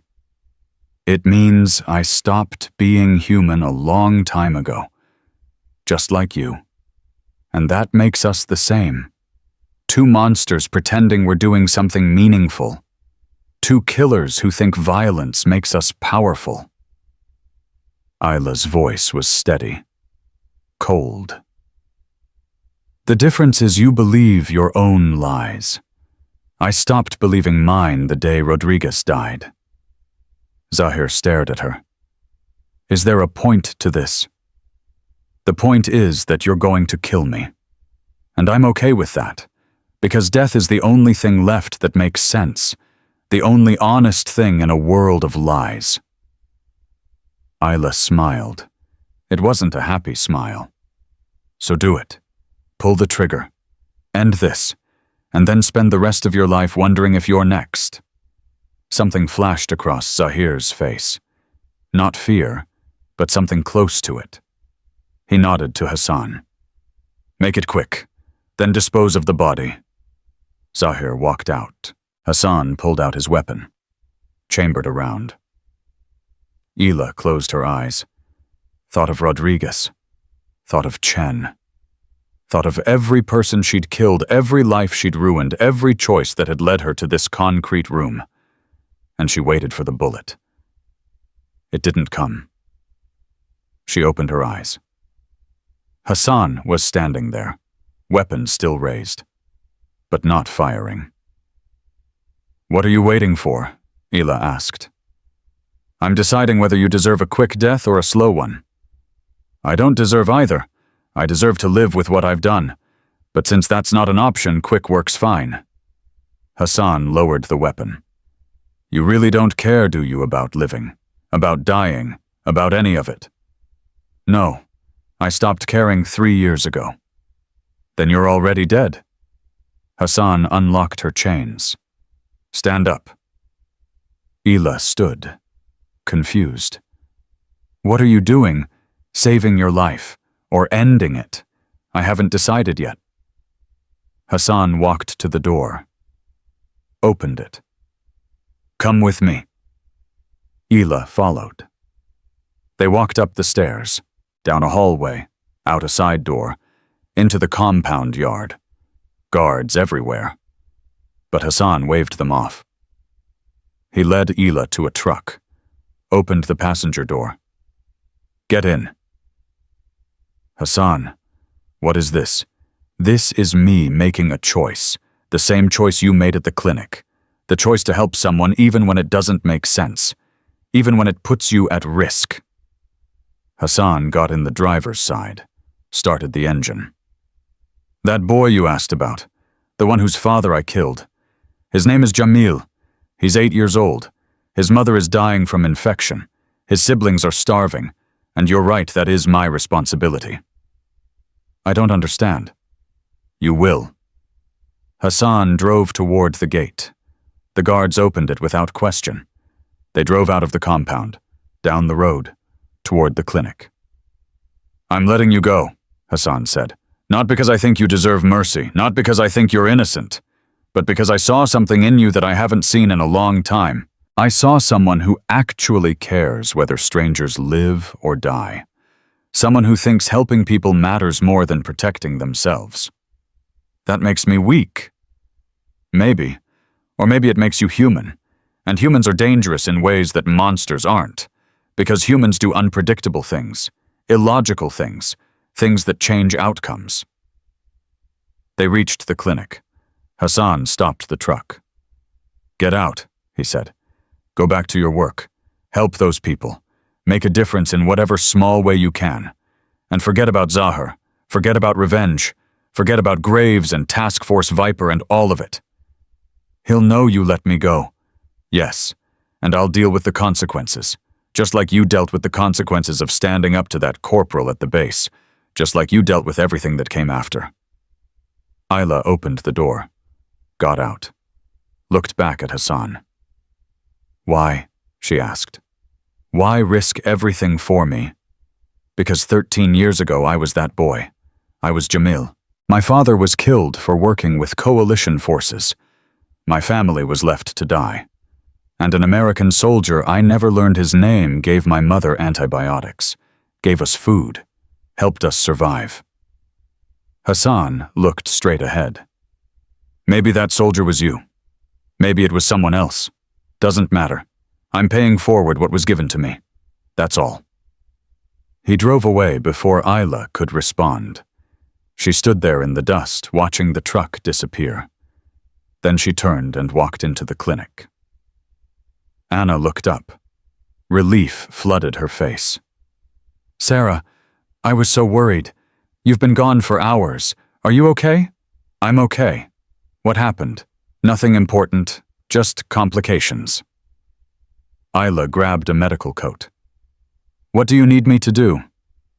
We've got 7 patients waiting. 2 of them are critical. One's a child with, show me. They worked through the afternoon, through the evening, through the night. Ila's hands moved automatically, bandaging, stitching, administering medication. Her mind was somewhere else, trying to process, trying to understand. She'd failed. The mission was over. Zahar was alive. Graves had betrayed her. Everything she'd believed was a lie. But she was alive. Against all odds. Against all logic. Hassan had saved her. A man who had every reason to kill her had chosen mercy instead. And that changed everything. At midnight, the last patient left. Anna locked the doors, sat down heavily. Long day, she said. Yeah. You want to talk about it? Not really. Anna nodded. Fair enough. But Sarah, whatever happened today, whatever you got caught up in, I'm glad you came back. These people need you. I need you. Ila looked at her. This woman who ran a clinic in a war zone. Who helped people knowing she couldn't save them all. Who kept showing up anyway because showing up was all that mattered. Thank you, Ila said quietly. For what? For reminding me why I came here. Anna smiled. Get some rest. Tomorrow we start again. Ila lay down on the cot, pulled out her phone, stared at it. No messages from Graves, no messages from anyone. She typed a message to Marcus. Mission failed. Graves was compromised. I'm out. Don't contact me again. She almost hit send, then deleted it, because sending that message meant going back, meant returning to the world of shadows and lies and betrayal. And she was done with that world. Instead, she turned off the phone, put it in a drawer, lay back down. For the first time in 13 years, she slept without dreaming of caves or gunfire or Rodriguez's face as he died. She just slept. The next morning, Ila woke at Oro 5:30, got dressed, started preparing for the day. Anna arrived early, looked surprised. You're already up. Couldn't sleep. Liar. I checked on you at 3 a.m. You were dead to the world. Ila smiled. Fine, I slept. Happy, thrilled. Anna handed her tea. I've got news. We're getting funding for another medical assistant, which means you won't have to work 16-hour days anymore. I don't mind the work. I know, but you can't sustain this pace forever. Nobody can. Anna paused. How long are you planning to stay? Ila thought about that. Thought about Arizona. Thought about her rental house and her contractor work and her invisible life.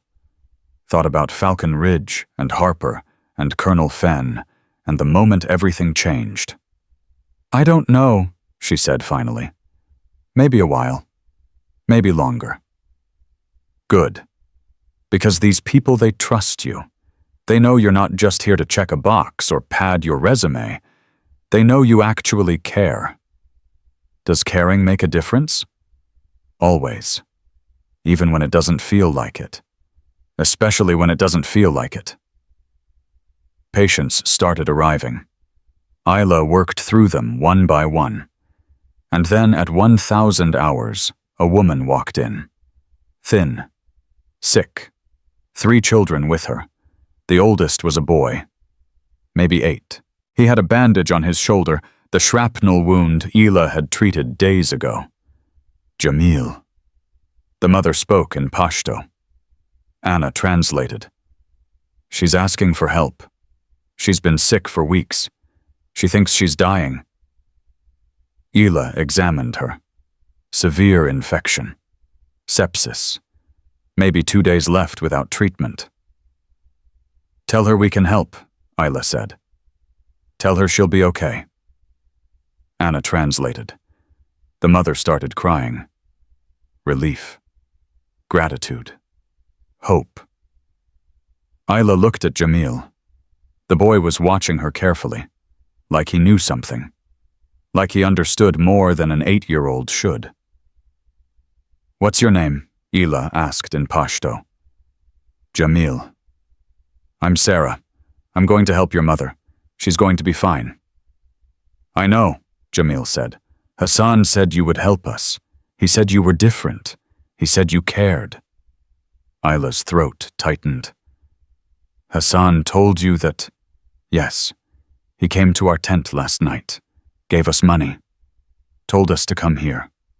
Told us you would know what to do. Jamil looked at his mother. Is she really going to be okay? Yes, I promise. And for the first time in 13 years, Ila meant it. She treated the mother, administered antibiotics, set up an IV, arranged for follow-up care. The family stayed at the clinic for 3 days. Ila checked on them constantly, made sure they had food, made sure they had blankets, made sure they knew they weren't forgotten. On the 3rd day, the mother was strong enough to walk, strong enough to smile, strong enough to thank Ila in broken English. "You saved me," she said. "You saved my children." "I just did my job." "No, you did more than that. You gave us hope." They left. Jamil waved goodbye. Ila waved back. Anna stood beside her. "You did good work?" "We did good work?" "No, you did. I just provided the supplies. You provided the care." Anna looked at her. "You're going to stay, aren't you? Not just for a few months? For real?" Ila thought about it. Thought about Arizona waiting for her. Thought about going back to inspecting helicopters and being invisible. Thought about Hassan's choice. About mercy when logic said otherwise. About caring when caring was dangerous. "Yeah," she said finally. "I'm staying." "Good. Because this place needs you. I think I need it too." That night, Ila sat alone in the clinic, pulled out the St. Christopher medal, held it up to the light. "I didn't finish the mission, Rodriguez," she whispered. "I didn't kill Zahir. I didn't get revenge. I didn't do any of the things I came here to do. But I saved a family. I helped people who needed help, and maybe, just maybe, that's enough." She put the medal back around her neck, closed her eyes, and for the first time since Kandahar, she felt something that wasn't guilt, or shame, or rage. She felt peace. 6 months later, Ila was still at the clinic, still working, still helping. Anna had become a friend. Jamil visited weekly, bringing his siblings, always smiling, always grateful. Hassan never contacted her, never came to the clinic. But supplies showed up when they were needed.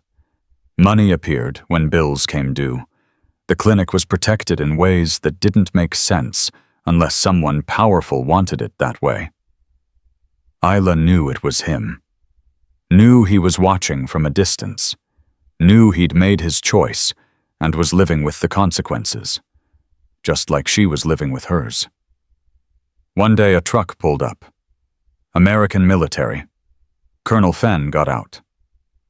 Ila walked outside. Shocked. "Colonel, Sarah. Or should I say Ila?" Fenn looked older, tired, but he smiled. "I tracked you down. Took me 6 months. But I found you. How? I'm persistent. And I owed you an apology. For what happened at Falcon Ridge. For not protecting you better. For all of it." "You don't owe me anything." "I disagree." Fenn handed her a folder. "This is your full contractor clearance.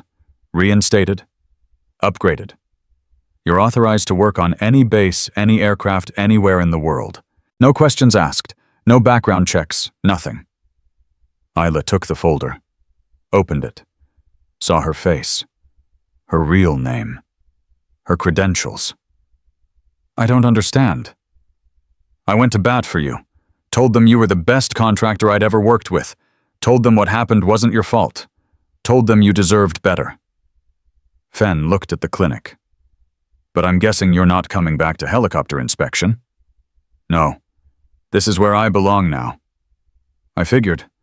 But I wanted you to know you have options. You always have options. And if you ever want to come home, the door's open." "This is home." Fenn nodded. "Then I'm glad you found it." He got back in his truck. Started to drive away. Stopped. Leaned out the window. "Ila, one more thing. Corporal Harper. He's been reassigned. Demoted. He's in Alaska scrubbing toilets and learning humility. And every day his commanding officer tells him why. Tells him about respect, about dignity, about treating everyone like they matter." "Good. I thought you'd like to know." Fen saluted. "Take care of yourself." He drove away. Ila stood there holding the folder. Stood there feeling the weight of possibilities. She could go back. Could return to America. Could be Ila Ror again instead of Sarah Mitchell. But Sarah Mitchell had become more real than Ila Ror ever was. Sarah Mitchell helped people, saved lives, made a difference. Ila Ror just killed people and called it duty. She walked back into the clinic, put the folder in a drawer, didn't look at it again. Because some missions you complete by walking away, some battles you win by refusing to fight, and some ghosts find peace not by confronting the past, but by building a future worth living for. Ila Ror died in Kandahar in 2011. Sarah Mitchell was born in a hangar in Arizona when a tattoo stopped being a secret and started being a reminder that survival isn't the same as living. And now in a small clinic 30 kilometers from nowhere, surrounded by people who needed her more than she needed revenge, Sarah Mitchell finally learned what it meant to be alive. Not through violence, not through vengeance, not through completing impossible missions or proving herself to people who'd already forgotten she existed, but through the simple, quiet act of showing up every day and helping someone who couldn't help themselves. That was her mission now. The only one that mattered. The only one she'd never betray. And unlike every other mission she'd ever run, this one had no end date, no extraction plan, no moment when someone would tell her it was over and she could finally rest. This mission would last the rest of her life. And she was okay with that. Because in the end, the strongest warriors aren't the ones who never fall. They're the ones who get back up, dust themselves off, and keep moving forward, even when everything inside them is screaming to give up.